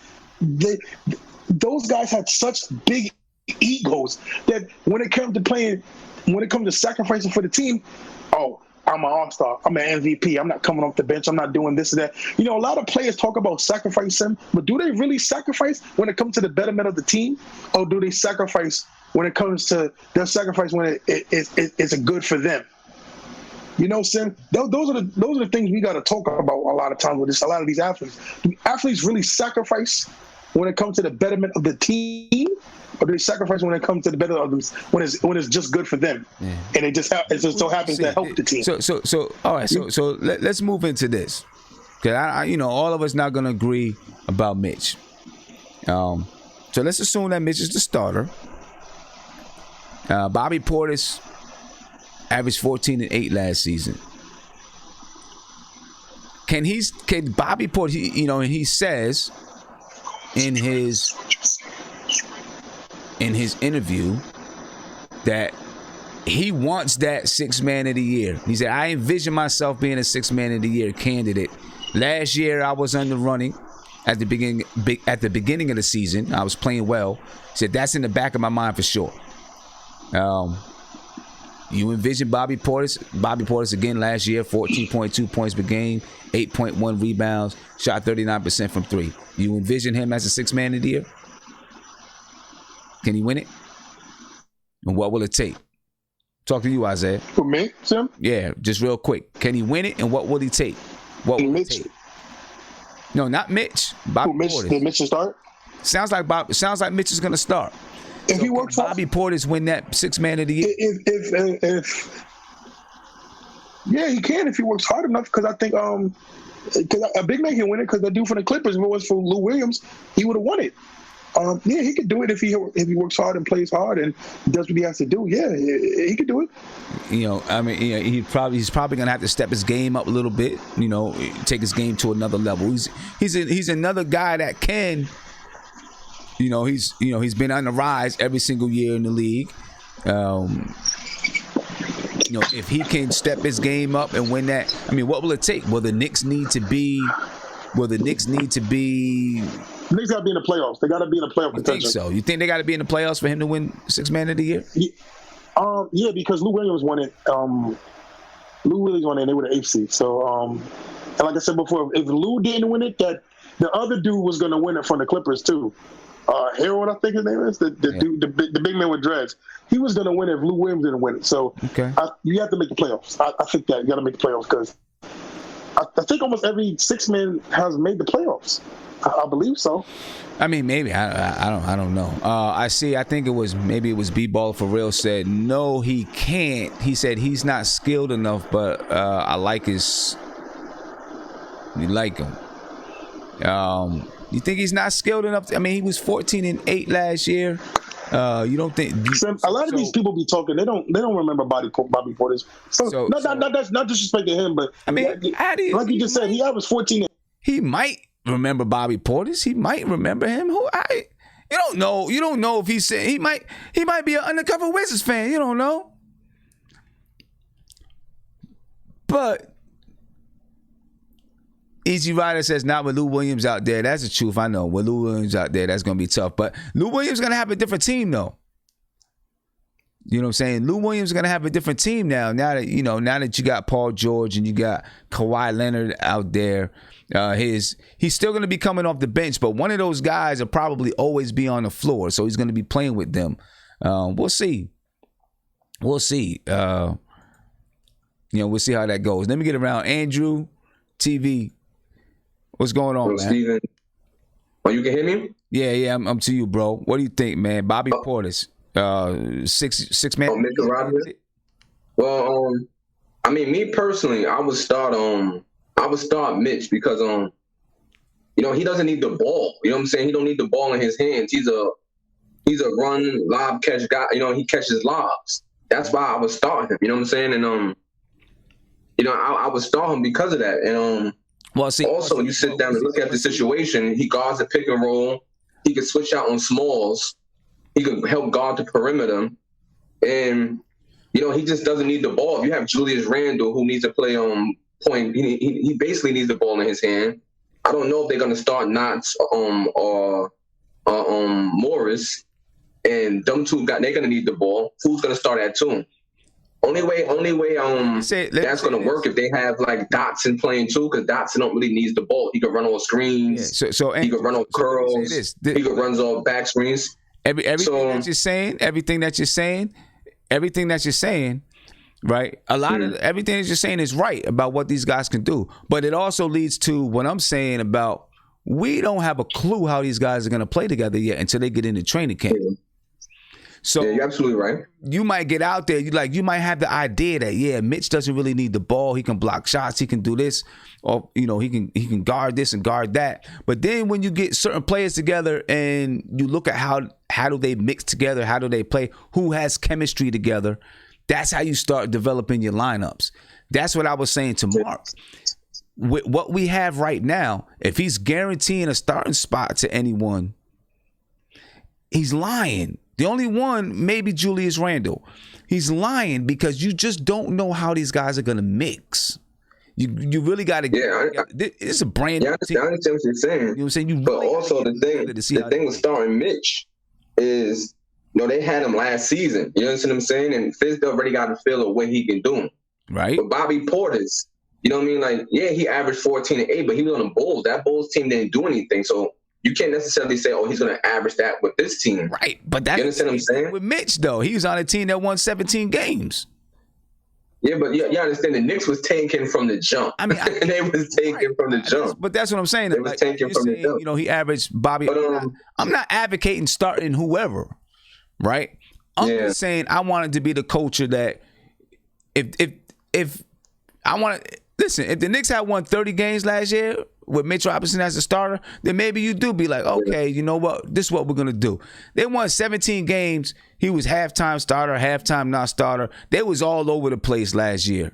You know what I'm saying? Yeah, but another thing is, you can start him to see what you have, and if it doesn't translate to nothing, you can always move him on the bench. Of course. And it's also not about who starts. It's also who finishes the game, who closes out the last 5 minutes. That's the truth. And I'm just talking about the message that's being sent. That's all I'm talking about is the message that's being sent. I could care less. Well, I'm not gonna say I couldn't care less. I want to see him start. I'm talking about the message that's sent, and that's what I think everyone's missing. But I want to talk about Bobby Portis, right? I want to talk about, do you think he can win? Do you think he can win Sixth Man of the Year? Only if the Knicks make the playoffs and he has a key pivotal role off the bench. But we have so much depth that may be hard because is Knox coming off the bench? Is Tria coming off the bench? Is RJ Barrett coming off the bench? So like that would be tough for him. For him to win that, he would have to. He would have to have almost double. He would have to average what he averaged last year, 14 and 8, and the Knicks would have to be a playoff team for him to do that. Or he had to take a step forward because you still have other guys that will be in the running for Sixth Man of the Year this year. Because if you look at other teams, like even look at New Orleans, they may have who coming off the bench? They may have Brandon Ingram coming off the bench next year for them because they already have a lot of talent on that team. Is he going to win that? Is Kuzma coming off the bench? Is Kuzma coming off the bench for the Lakers? Because if he is and they make a playoff run, he may be in consideration for that. So I think it's about the Knicks. They have to make the playoffs, 1. And 2, he has to have a key pivotal role coming off the bench. And everything that Isaiah was saying about the ego and a lot of these guys don't know, that's true. You know what I'm saying? I agree what he was saying about that. And that's why I would start Mitch because he don't need the ball. He's an energy guy. And also, right, if he starts and he's an energy guy, he's not going to play 30 minutes because he's going to be so exhausted. He's guarding, he's switching out on the pick and roll, guarding the perimeter. He's helping weak side. He's helping, you know what I'm saying? He's guarding the paint. He's guarding the low post, and he's catching lobs. A guy like him can't play 35 minutes a game. He may just give you 30. So it's all about who closes out the game. So some nights you may see Randle playing the center spot with Morris at the power forward, Knox at the 3. You may see that the last 5 minutes of the game. You may not even see Mitch or Bobby Portis on the floor, depending on the particular matchups, because this NBA is all about small ball. If you look at it, Draymond Green sometimes was the starting center well, not necessarily the starting center, but he plays center in the last 5 minutes. The Knicks may do that with Julius Randle. He has a similar skill set to Draymond Green. So that's why he's important. That means you need shooting on the floor, especially the last 5 minutes of the game. So it's also, it's not also about who starts, it's who gets those last 5 minutes of the game, crunch time. I think that's also very important as well. No, that's very important. I mean, that's even more important. And that's even more important. Who finishes the game, who's out there to finish the games. That's even more important than who starts. I preach that to my players all the time. That's what you need to be worried about. What I'm worried about is not who starts the game. What I'm worried about is the message that's being sent by automatically having on a new team. I can understand when you have a team that has been to you got a crew that's been together. And you kind of know who your starting group is because they've been together. This is what you're rocking with. That's what it is. A team like this, I just worried about the message being sent. That's all. City for real, man. What do you think, Bobby Portis? Bobby Portis, what do you think? Oh man, I'll tell you what, Sim. I'm on the bandwagon of this. If we make the playoffs, then I could see if Portis is coming off the bench, then I can see him. It kind of all depends on how everything plays out. But if he is going to be a 6-man candidate, we have to make the playoffs, because if we don't, he's not going to be in the talks, and it all depends on too, on how he's going to be shooting. If he averages around the same numbers, let's just say what he averaged, 40% from 3 last year. Yeah. Something like that or whatever. So if he can get up to that same average, maybe 38, and put up, let's just say he put up J.R. Smith numbers when J.R. Smith won 6-man of the year. Let's just say he put up 18. I believe that was his numbers. I can't remember right now. But, let's just say he put up 18 and shoot, you know what I'm saying, a good 38, 39%, and we make the playoffs. And you got a few people that slack off, then it's possible. It's possible. But the only thing I will have to say is it depends on his defense too. You know what I'm saying? Because a lot of people like to say the guy don't play defense or whatever. But and also here's a funny one. Also too, it depends if he punches anybody in the face. Yeah, right. If he does that, then you know what I'm saying. He's out the door for that one. But no, on a serious note though, I think he could do it, man. Okay. The guy's got potential, so I don't never want to take nothing from anybody. Yeah, he's desperately trying to shed that reputation of being the guy who punched somebody in the face. He's trying to he's trying to change that. You know what I'm saying? Trying to change it. Sandy, what's going on, Sandy? What's going on? See, I'm okay with him being scrappy in practice. I mean, I don't want him breaking any noses or jaws. Well, yeah. I want him to be a little scrappy. Oh, definitely. Oh, that's what you want. That's what you want, man. You want him to be a little bit of scrappy. I'm just saying, he's trying to shed that. He's trying to shed that. That whole thing that he's a hot head and stuff like that. Yeah, he's got to do that. But I mean, listen. In the end of the day, I mean, no one should know who the 5 starters are right now. Even Randall should not be guaranteed to be a starter right now. Just go out, put your best 5 players out there that earn it in the preseason and training camp. That's what I want to see. And it may upset some of us because we may see a lineup that none of us want to see. There may not be a single kid starting opening night. Yeah, and look, it's not even about your best 5 players all the time. Sometimes it's about just the lineups and how the lineups work, and how you may need to bring people off the bench. You might need to bring someone off the bench, just so you can have some depth on the bench on certain teams. Not this team, right? Obviously, this team has a lot of depth, but on certain teams, you may need to bring someone off the bench that should be a starter, but you need to have some kind of punch coming off the bench, or just different things. You know what I mean? Not who starts the game, it's who's finishing the game that really matters. So. But getting those quality minutes down late is what we need. So we'll see what happens, But we're gonna see what happens. That 6-man article freaks me out a little as well. Damn, man, that to already be told you're definitely not a starter. I wouldn't be happy with that. And we'll see. And he may be cool with it. Now, he also said in that article that he believes that Marcus Morris is going to be coming off the bench. So we'll see. We'll see how that goes, man. Time will tell. Yeah, time will tell. I'm gonna take a couple of phone calls, all right, and then I'm gonna get back to the chat. Give me a call, ladies and gentlemen. I want to talk to you. I know, there's gonna be some people that probably come with some heat. I'm good. I can take it. I got my bulletproof on. 516-405-2246. Let's get it. Caller, you're on live with Nothing But Knicks. What's popping? What's up, Tim? What's going on with you, bro? Not much, man. So how you feeling, man? What's your take, man? What's your take on what we've been talking about the last hour?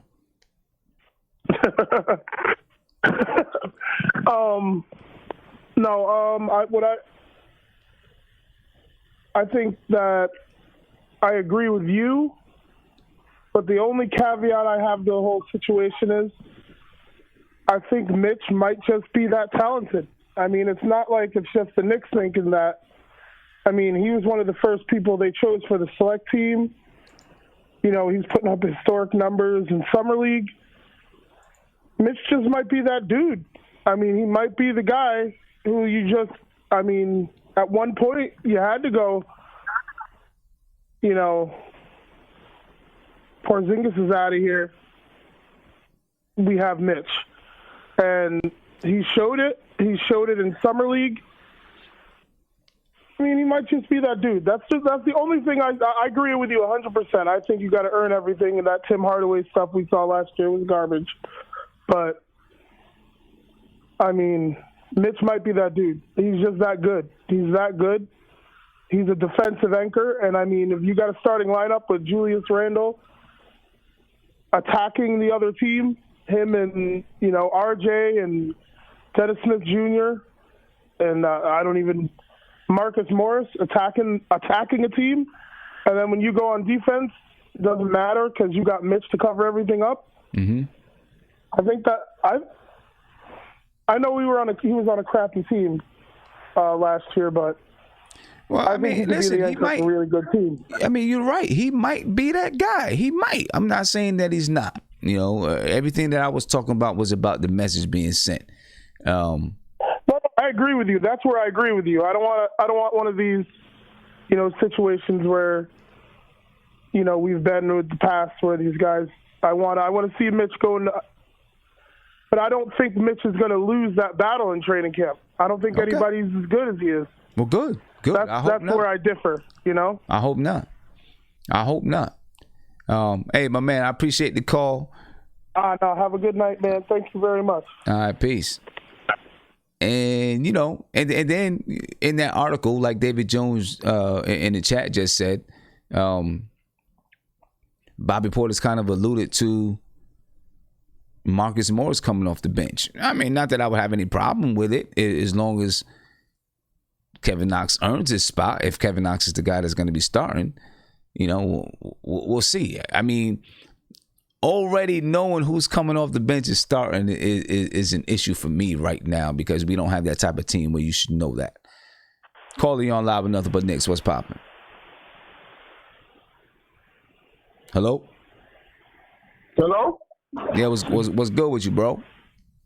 Yo, what's good, Sam? How you doing, man? Shout out to everybody. All right, chilling, man. How you feel? Hold on a second. Let me turn down the station. Yeah, what we talking about now? Right now we just kind of, Yeah, I'm just getting your take on we getting down to the last of it, everything. Yeah, I'm just getting your take on everything we've been talking about. All right, well, I think like this, Bobby Portis and Mitch. I mean, listen, man, I think Mitch is our center right now. You know what I'm saying? Bobby Portis, he's relatively still, setting a name for himself also. But think about what Mitch did this year. You know what I'm saying? In his first year.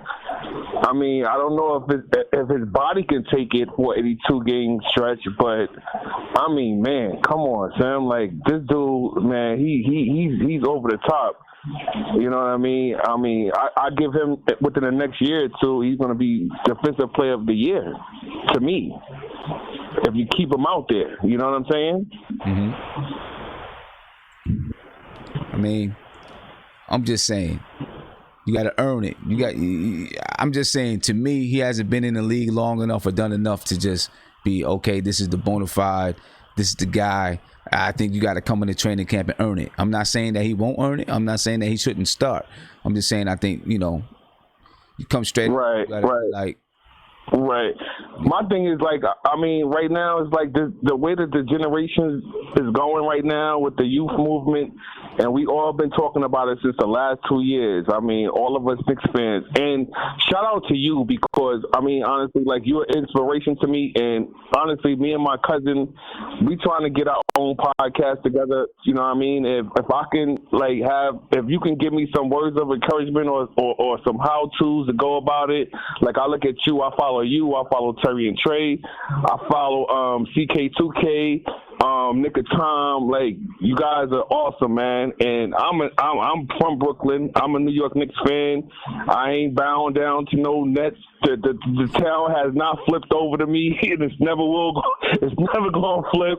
You know what I mean? And that's how we doing it. So no hate on the Nets, but I don't follow that movement, even though I'm from Brooklyn. You know what I'm saying? But if you got if anything you can do to help me out, to get this platform on another level, then hopefully we can do something. But other than that, I mean, like I said, I think Mitch he's coming into his own. I think Knox is coming into his own. I mean, Trev. I mean, listen, Trey, I think is going this year. He's going to really prove himself right now. Okay. And how about Insanity? We need another point guard, right? Let's try to bring him in here. Ain't he a free agent? We don't have no space, man. We booked up all our roster spots. Yeah, I know, but I mean, I'm just saying though, man. Like, what we gonna do with Frank? I mean, we're gonna see. We're gonna see what Frank brings to the table. But yo, let me tell you this. The first thing I would say to do with the podcast thing, man, is just start. That's the first thing. Just start. Right? No matter how, whatever equipment you have, just start. And then do it consistently. So if you're gonna do it once a week, do it once a week. Right? Start, have a schedule, and have a day that you're gonna release it. However you release it, you can do this just different ways. YouTube, SoundCloud, whatever it is. Start doing it. Okay. Have a day that you're gonna release it. That you know and release it consistently. Because if you start off inconsistent, then people's not gonna really check for you. Do it consistently. You know what I'm saying? I appreciate that. You do it consistent. So if you say you're gonna do it every Thursday, you put it out every Thursday, and then as you go, you're gonna find ways to make it better, and the quality is gonna get better, and then you'll do research to find different ways to make it better and stronger and stuff like that. So that's the first thing. Get started and be consistent. You know what I'm saying? Okay. Yeah. But, because I'm out here now. I'm living in PA. I'm in Scranton right now. But, we got followers everywhere. You know what I'm saying? And everybody wants to be a part of our platform. Like, the Knicks is everywhere. So I figure if I could bring the market, we could all build our own platforms. But, like I said, I'm a big fan of yours. You know what I'm saying? Like I said, I shout all y'all out. And hopefully once I get on board, I'll get the same kind of accolades. But like I said, I'm learning from you, man. You know what I'm saying? I'm older than you, but I'm learning from you. You know what I'm saying? But it's a good thing, and I love who's Mark, everybody, Guido, everybody who's on the chat. Like I look at all y'all. You know what I mean? I get all y'all advice, and I'm learning. So I'm doing my homework. Appreciate you, bro. I appreciate you. I will. I must have lost him, but I appreciate you, my man, and definitely get that thing started.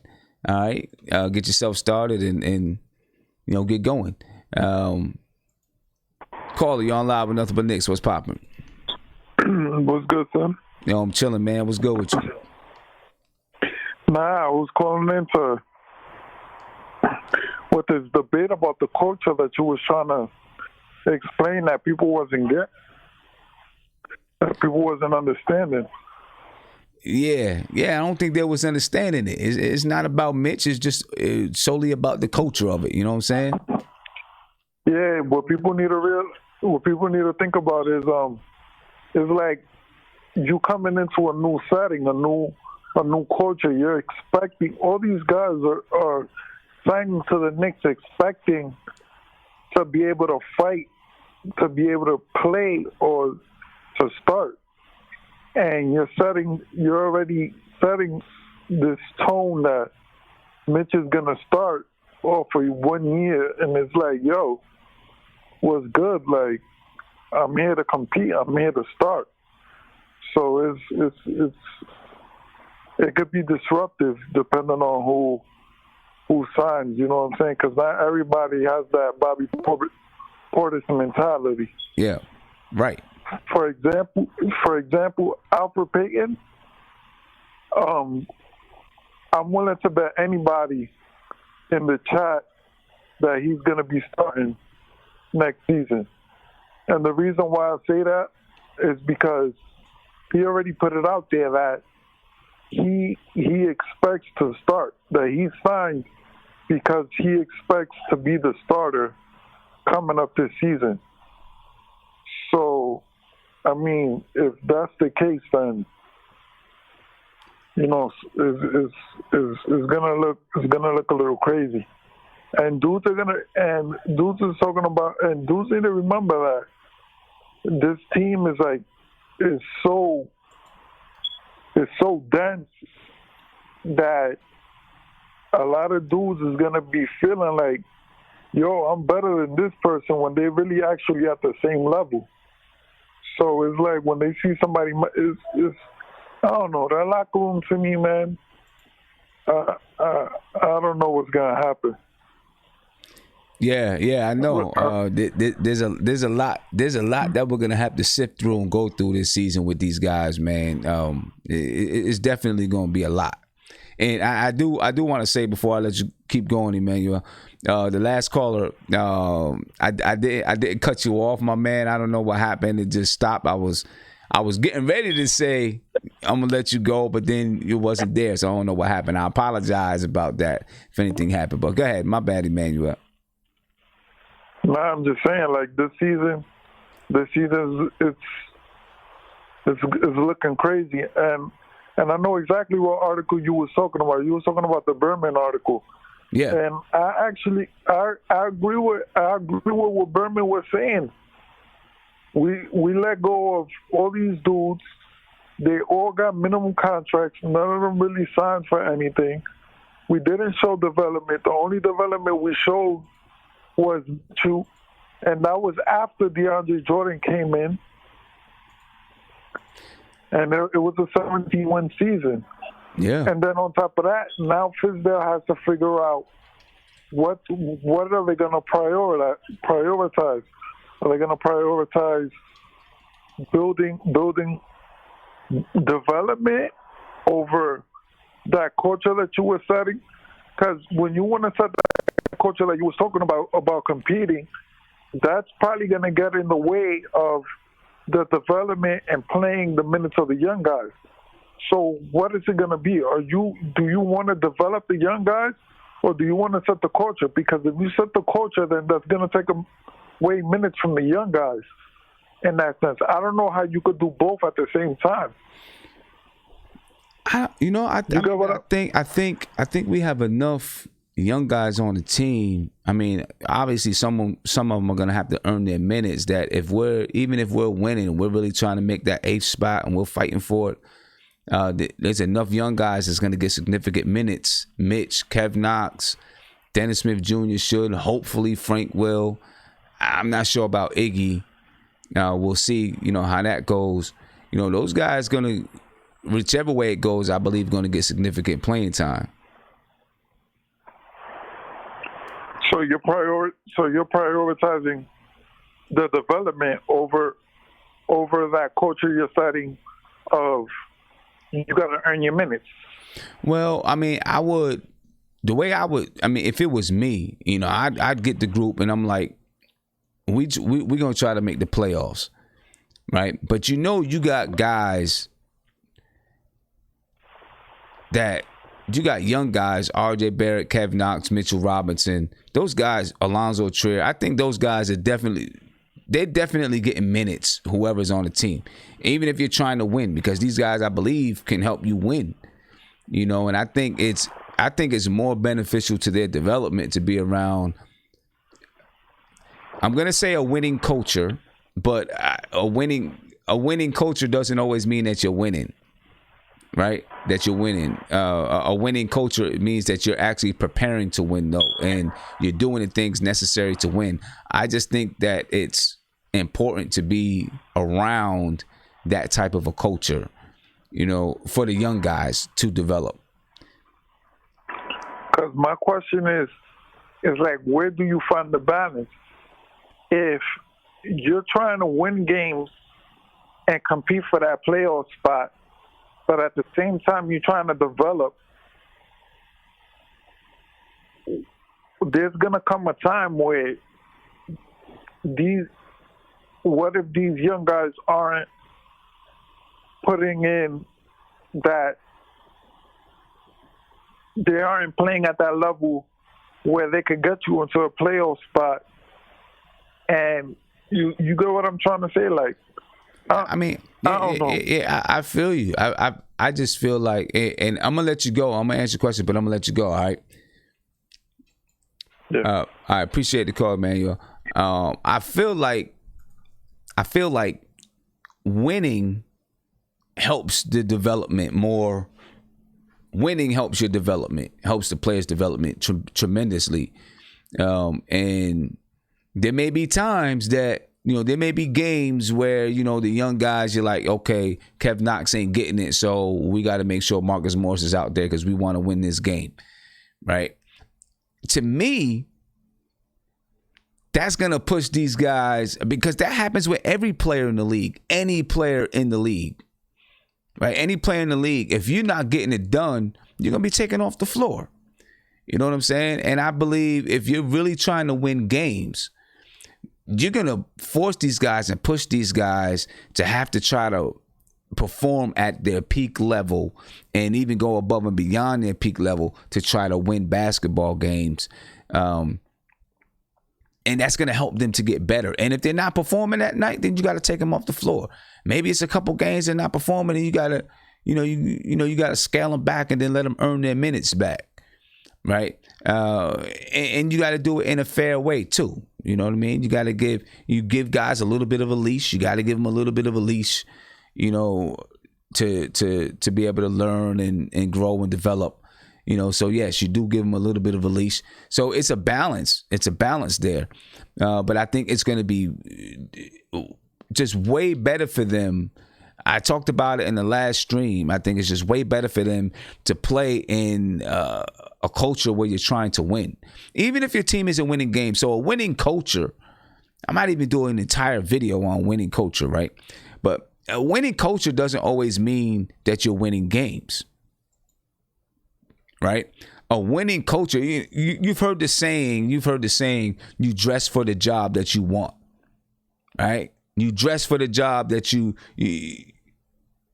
see is going to be in your future. You may not be there yet. You may be way down the totem pole, but you do things, you dress and you do things that represent the job that you want. That's the same thing when you're developing a winning type of a culture.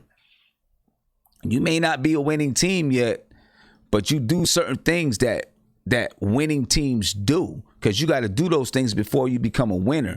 You don't become a winner and then you start doing these things. You do these things first. And then you start becoming a winner. And it's important for these guys. You see, right now, with a lot of our young guys, it's all about habit building.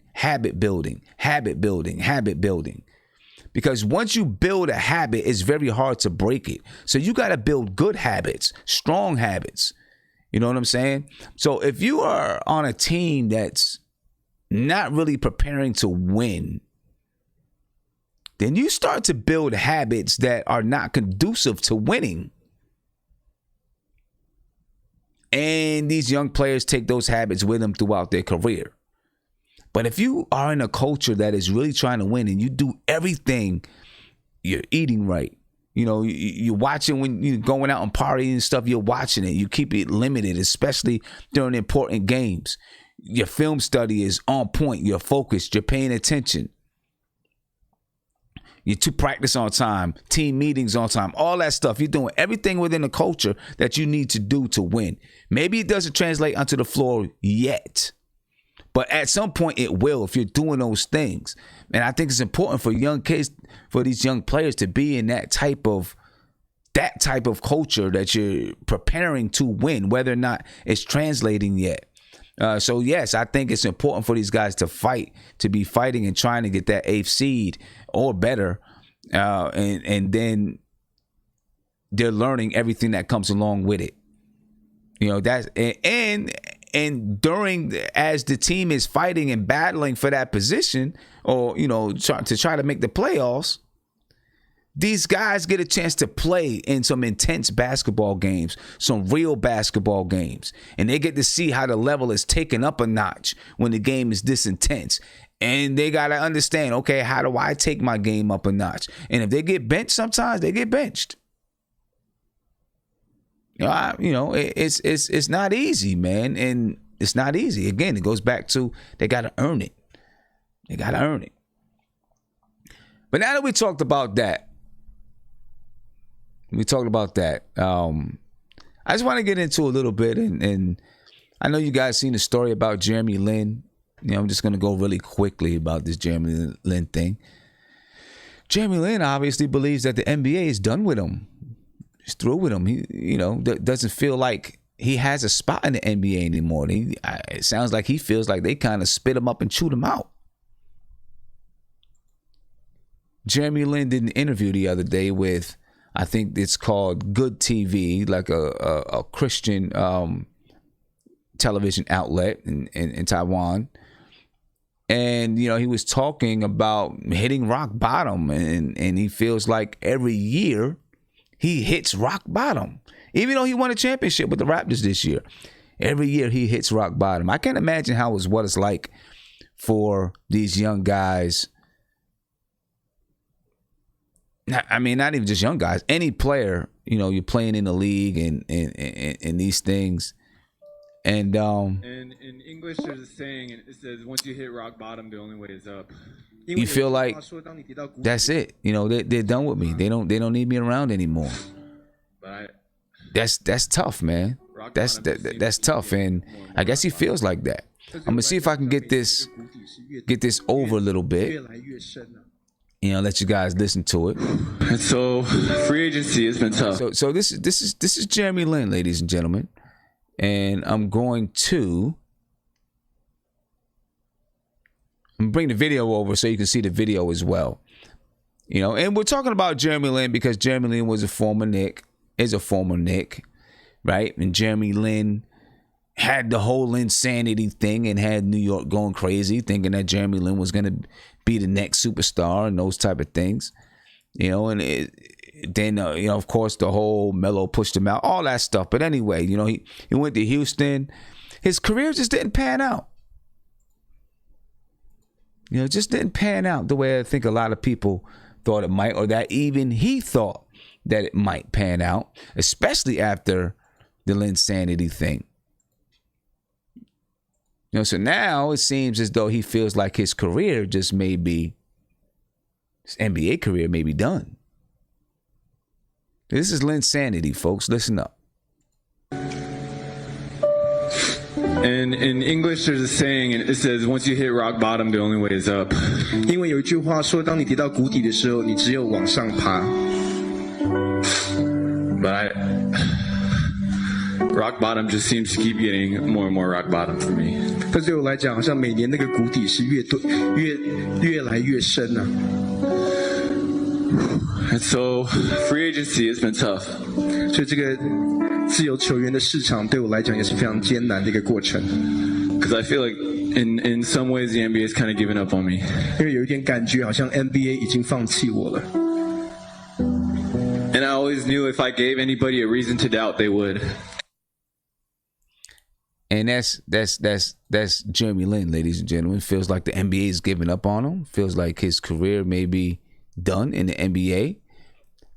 You know, I feel bad for him a little bit. He's 30 years old. He's 30 years old. I never thought that he was going to be a full-time. Even during Lin's sanity, there were a lot of things that, he couldn't go left. You know, things that I seen about him that I said, I don't know if he's going to be a full-time starter or not. I don't know what it was where he just got hot for that period of time. But I didn't know if he was going to be a full-time starter in the league.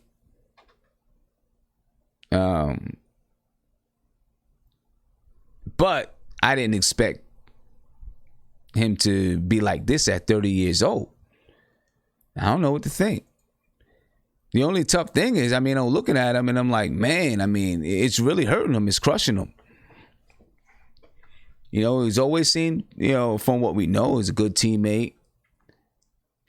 How productive is he? I don't know. I think in the playoffs for the Raptors, he played 3.5 minutes per game. I don't know. What do you guys think, man? You think it's done for Jeremy Lin? Is he over? His career done? I seen somebody say, one of the callers said, bring Jeremy Lin back. I don't know where Jeremy Lin fits here, but I don't know. Let me see. Guillermo. I'm coming to you, Guillermo. Oh, it was good, Tim. What's up, man? Jeremy Lin, is he done in the NBA? Yeah, please don't ever play that. That was depressing, man. I didn't know he was crying, man. It hurts to watch him do that, man. It hurt my heart. But in terms of his effect in the NBA, Sim, is he still a viable point guard? What is he? Is he 31? 30 years old. 30 years old. He shouldn't be done, Sim, but his injuries, man. And I thought it sucks because I thought he found like a nice little niche with the Nets, and then he had that weird that leg injury in that game, and it's like, I don't know, Sim, because you know what it is about him. I think he should have a career in the NBA. Is going to be a backup position, maybe to a losing team, maybe to help bring guys along, be the type of guy he brings you closer to 40 wins. Maybe he's not the guy you keep there. I still think he does have a future, but people are only going to assign his value to insanity. Like when it's tough. They're going to always say that was your height. You're not as good as that anymore, and you've been injury prone. Like if he wasn't injury prone, he still obviously have a career in NBA. But for you not to get a call at this point, Sim, it's a little tough, man. You can't tell him to go back to overseas because he's not a superstar to go overseas and rekindle his game and then come back. You know what I mean? He's not a specialist like Jimmer Fredette, who got a call back, I think, with the Warriors or whatever. I think it was the Warriors. I can't remember who he got a call back with. So does he have a career? He has to take one of these veteran minimums, man. These really awful kind of veteran minimum deals and be at the end of the bench and try to come in and produce. But he still should have a career. It's just he's been injury prone, and the Linsanity thing is unfortunate. People just gonna attribute that to him. And your man Carmelo Anthony, Sim, ruined that for him. So we're talking about Jeremy Lin, man. I know, but your man Carmelo Anthony was hating, man. So every time you want to talk about Carmelo, I'm gonna bring that up. That's your man, Sim. He ruined what? What he did? When they were playing the Linsanity, and I agree with you 100%. If you watch that game against the Heat, Norris Cole shut him down. You saw the limitations, but that team, I'm not saying that thing was going to last, but you brought life back into that D'Antoni team, man. Carmelo, that team was losing. At the time, everybody was hurt. Linsanity got them some wins, man, and it was showing, hey, maybe we could build around this guy for a little bit. Maybe you dump him off if you get a point guard who could replicate that on a higher level through the draft or whatever. But Jeremy Lin and then Carmelo Anthony was hating, like Amar Sotomayor said, Melo, take the ball in the post, triple threat for 20 seconds and stop anyone else from getting their shine, man.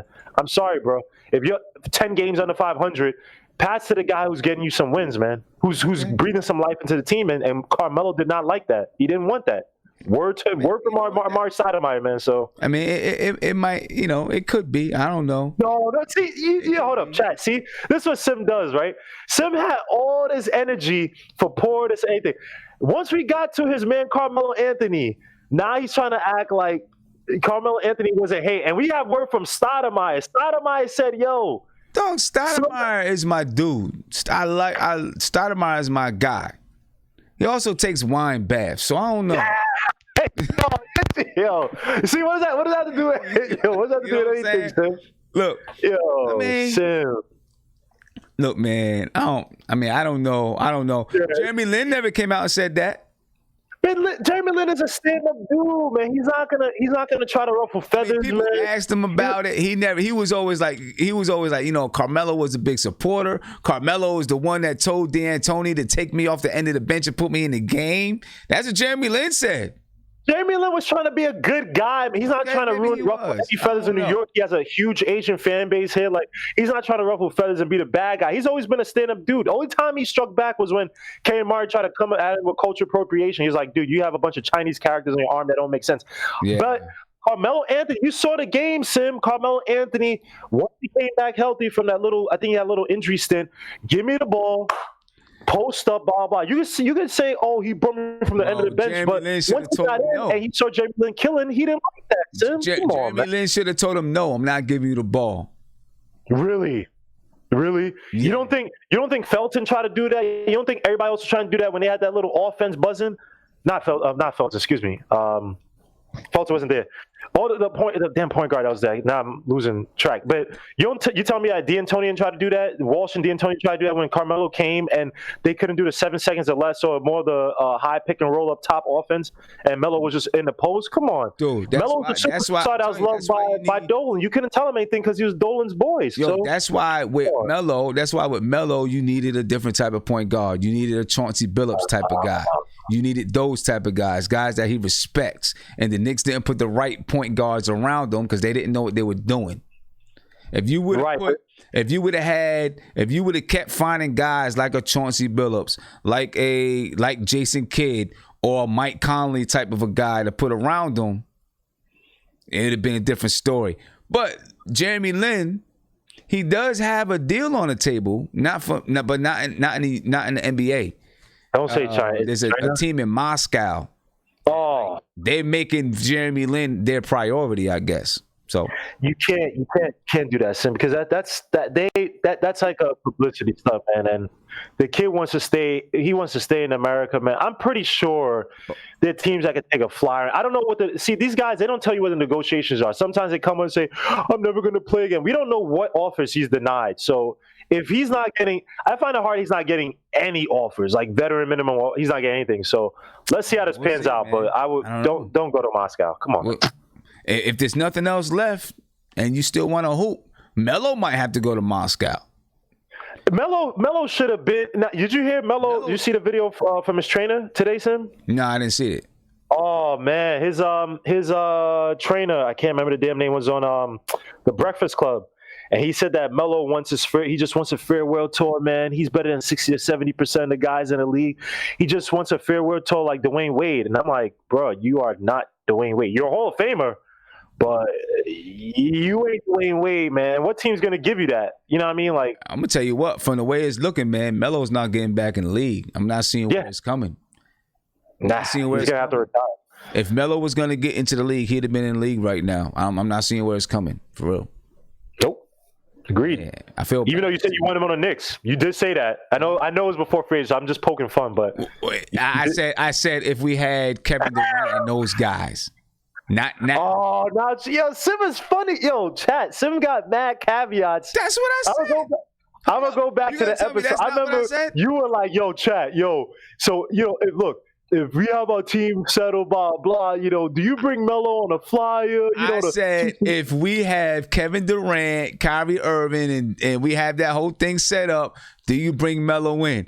But we all agree I would not want to have Melo coming in with these young guys because then, it's not going to work. I'm gonna go back and stalk and find that video, man. Because you were, back and look at it. I remember Isaiah left. Isaiah would have had my back, man. But you were just like, yo, I just find he's a cool dude, man. I'm like, I would love to have Melo do it. Coming home, final tour with the Knicks. I'm not gonna lie, I would love to have Melo do a final tour with the Knicks. That is my guy. I feel like he's a New Yorker through and through. You know what I'm saying? I would love He's to have from B-More. He is not a New Yorker, Tim. But not at the expense of our young guys.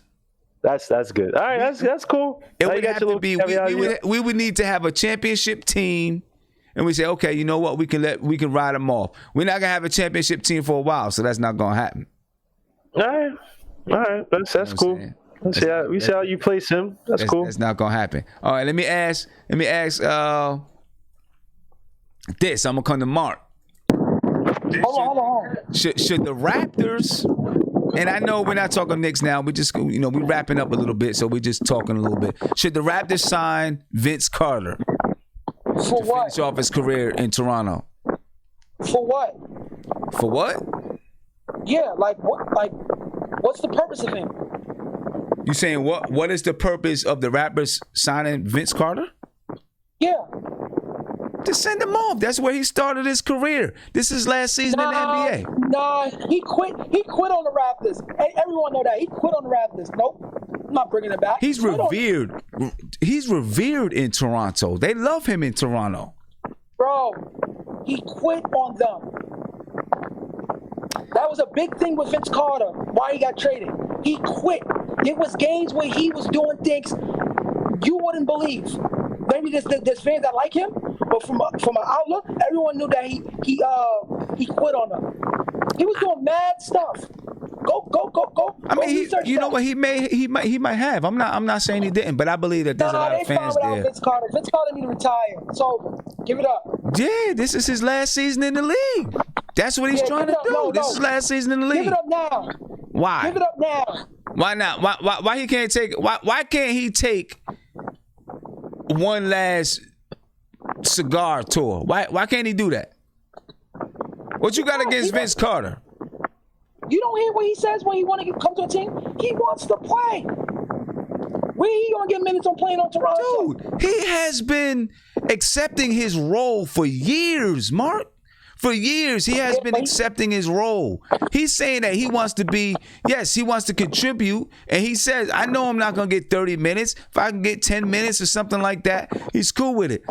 He's been accepting his role for years.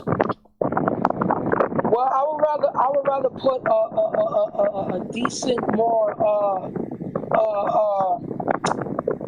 player that's been in the league for a few years before I put Vince Carter. Now, if Vince Carter's the last person on earth in the free agency, dude, Toronto has no money. They don't have any money. They can't sign nobody. They have no money. Who they gonna sign? That's why they didn't. That's why they couldn't make. That's why they didn't make any moves in free agency. Because even though Kawhi Leonard left, it's not like it freed up. It didn't free up space for them. No, I know that. But so they gotta only sign veteran minimums.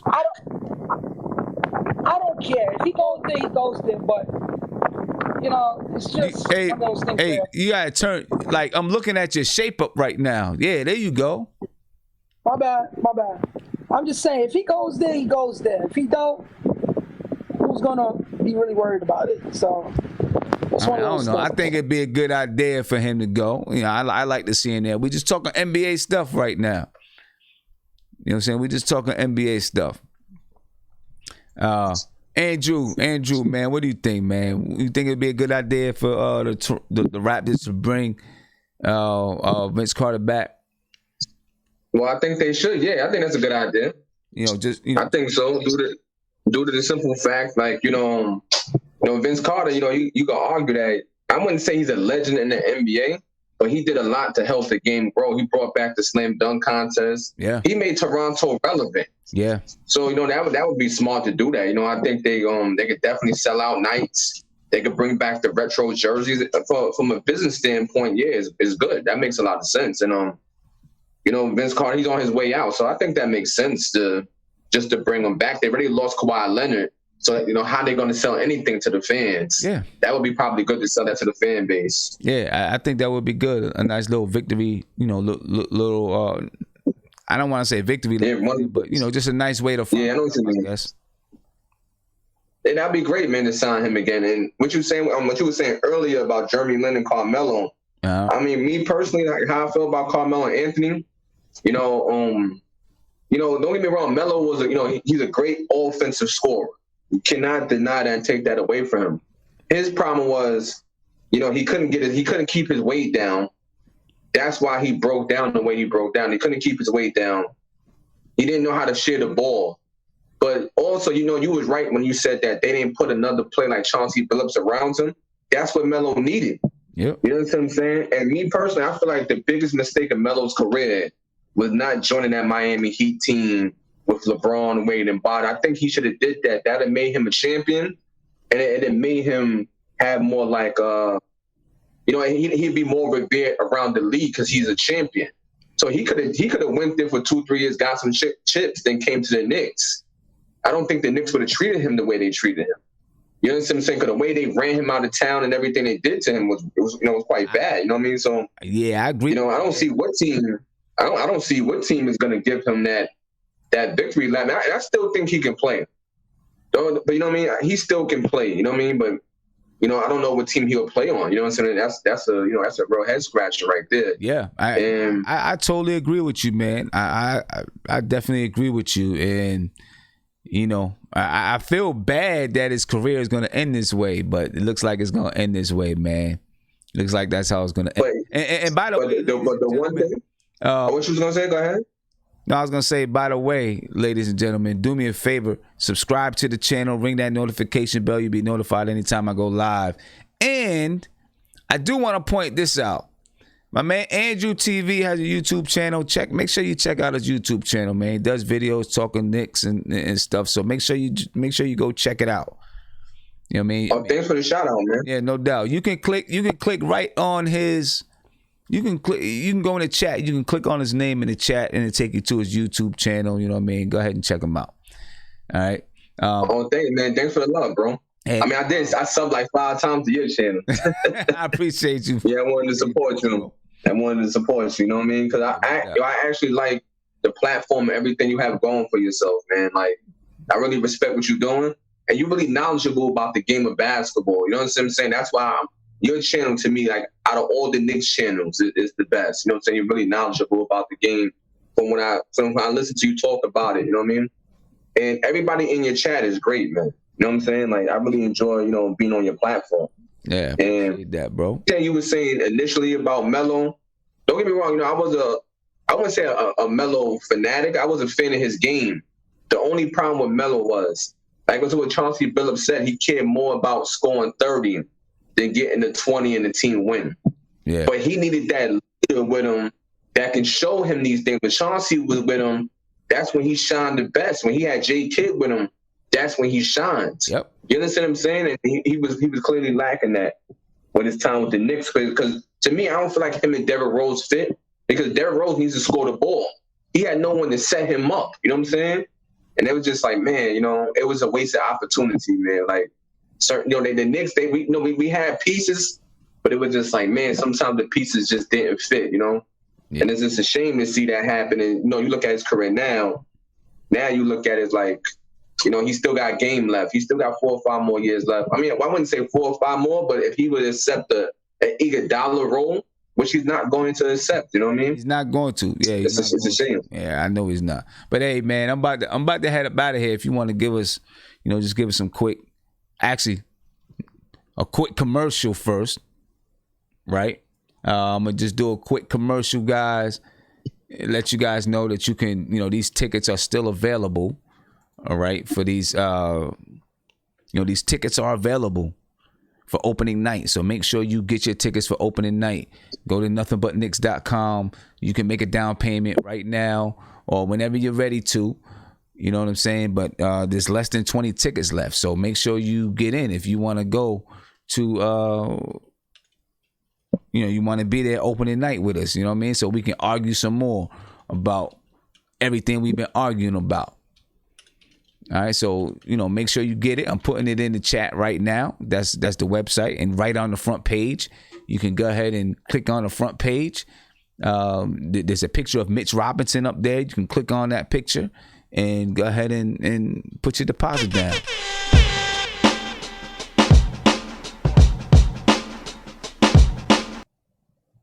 All right. So this is what we're gonna do, man.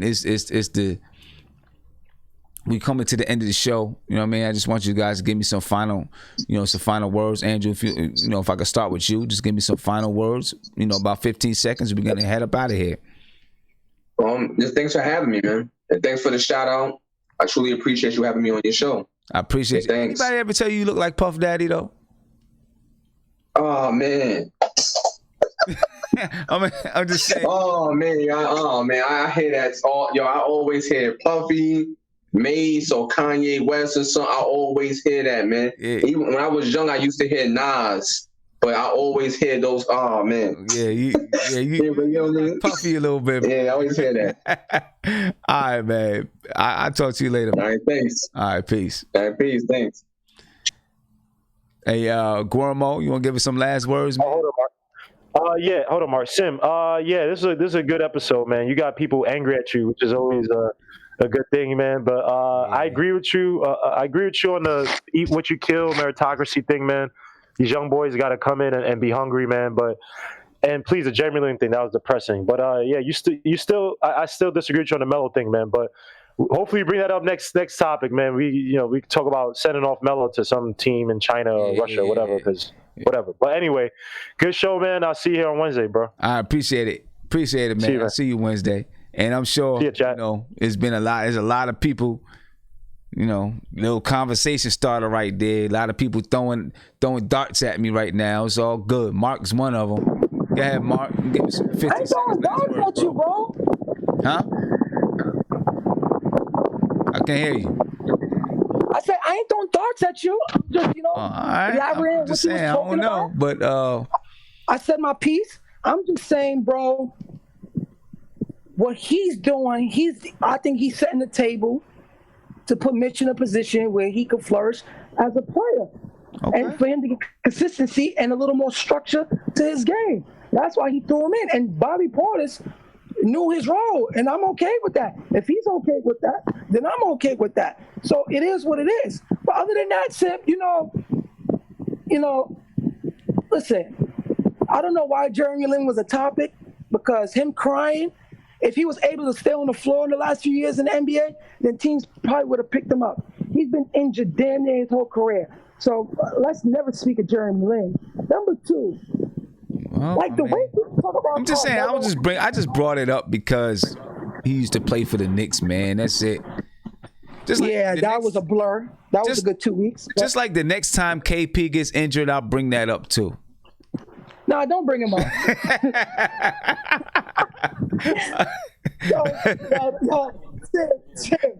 Slim, don't wish that on my man. I ain't wishing it on him, man. I'm just saying it's inevitable. Let him flourish, man. And number three, this whole Carmelo's a bad guy in the locker room. Can we please stop that narrative? He's not a bad guy in the locker room. He's a good dude. I don't know why people keep saying he's a cancer in the locker room. You know what it is? Probably his style of play at times is cancerous to other guys on the floor. Yeah. But him as a person, no. Because if you watch him as a person, he deals with the media very well. But the thing with him, he's more reserved. He's a reserved person. If you watch him, he's a reserved person. Yeah, he has a tough. Hey, Mark, I'm gonna let you go, man. But and then I'm gonna comment on it. All right, I'll catch you on Wednesday. All right, bro. All right, peace. I think the thing with Melo, man, is that Melo is so he's so calm, and it's kind of like if the coach says, Melo, I need you to do this, he's just like, I ain't doing that, and that's it. You know what I'm saying? And he just does it real smooth. He's not disrespectful, and his mellowness, this is what, some people talked about in OKC. He was so mellow and so calm and so cool. It made other people in the locker room the same way. And so there was a little bit of a lack of urgency there. Yeah, some stuff like that. But, City for real.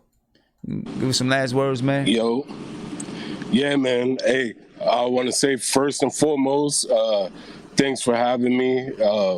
Number two, good show. Number three, I want to say this. you already know I'm rooting for my guy, the Elf of Wall Street. Mm-hmm. Let's get it. And then let's hope. I'm putting out some numbers, man. Let's hope Mitch is getting into that 17-10 range. You know what I mean? 17, 10, and 3. That's what I want to see. Okay. All right. And I'm cool with that. I would love that. That'd be crazy. I would love that. Yeah, 17, 10, and 3, man. That's my prediction. So yeah. Let's hope he get it. And I'll see you Wednesday, brother. All right, brother. I'll see you Wednesday. Peace. And Sandy. What's up, my friend? Yes, sir. You want to give us some last words, man? About 15, 20 seconds.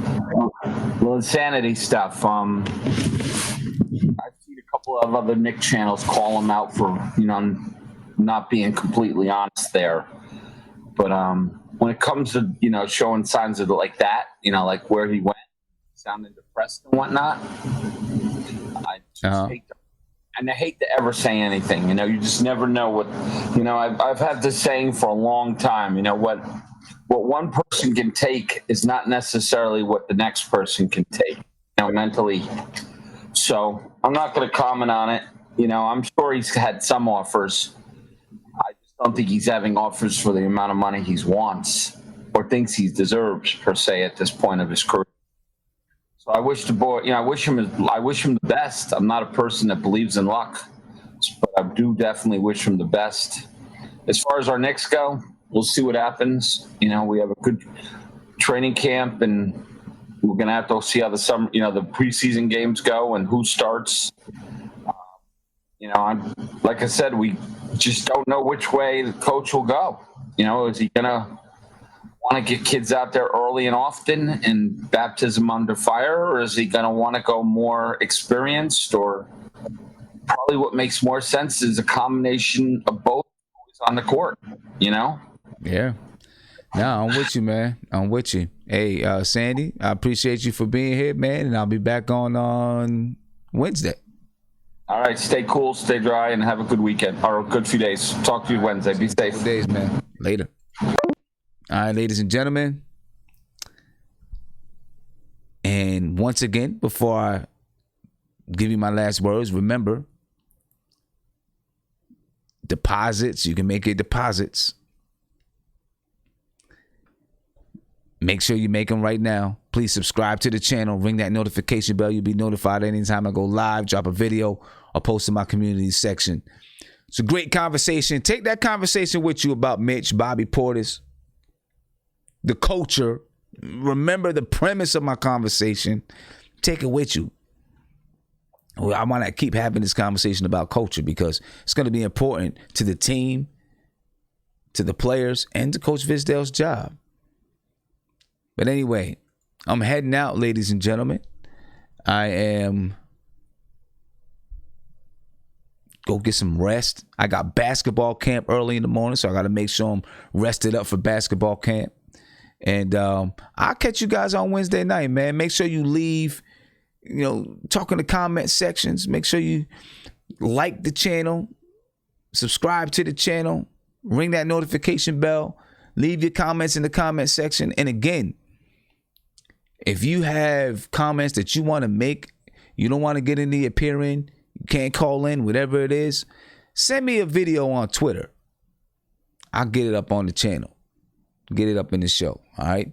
I'm out, ladies and gentlemen. Be peaceful. Have a good day at work tomorrow, and I'll catch you Wednesday. I'm out.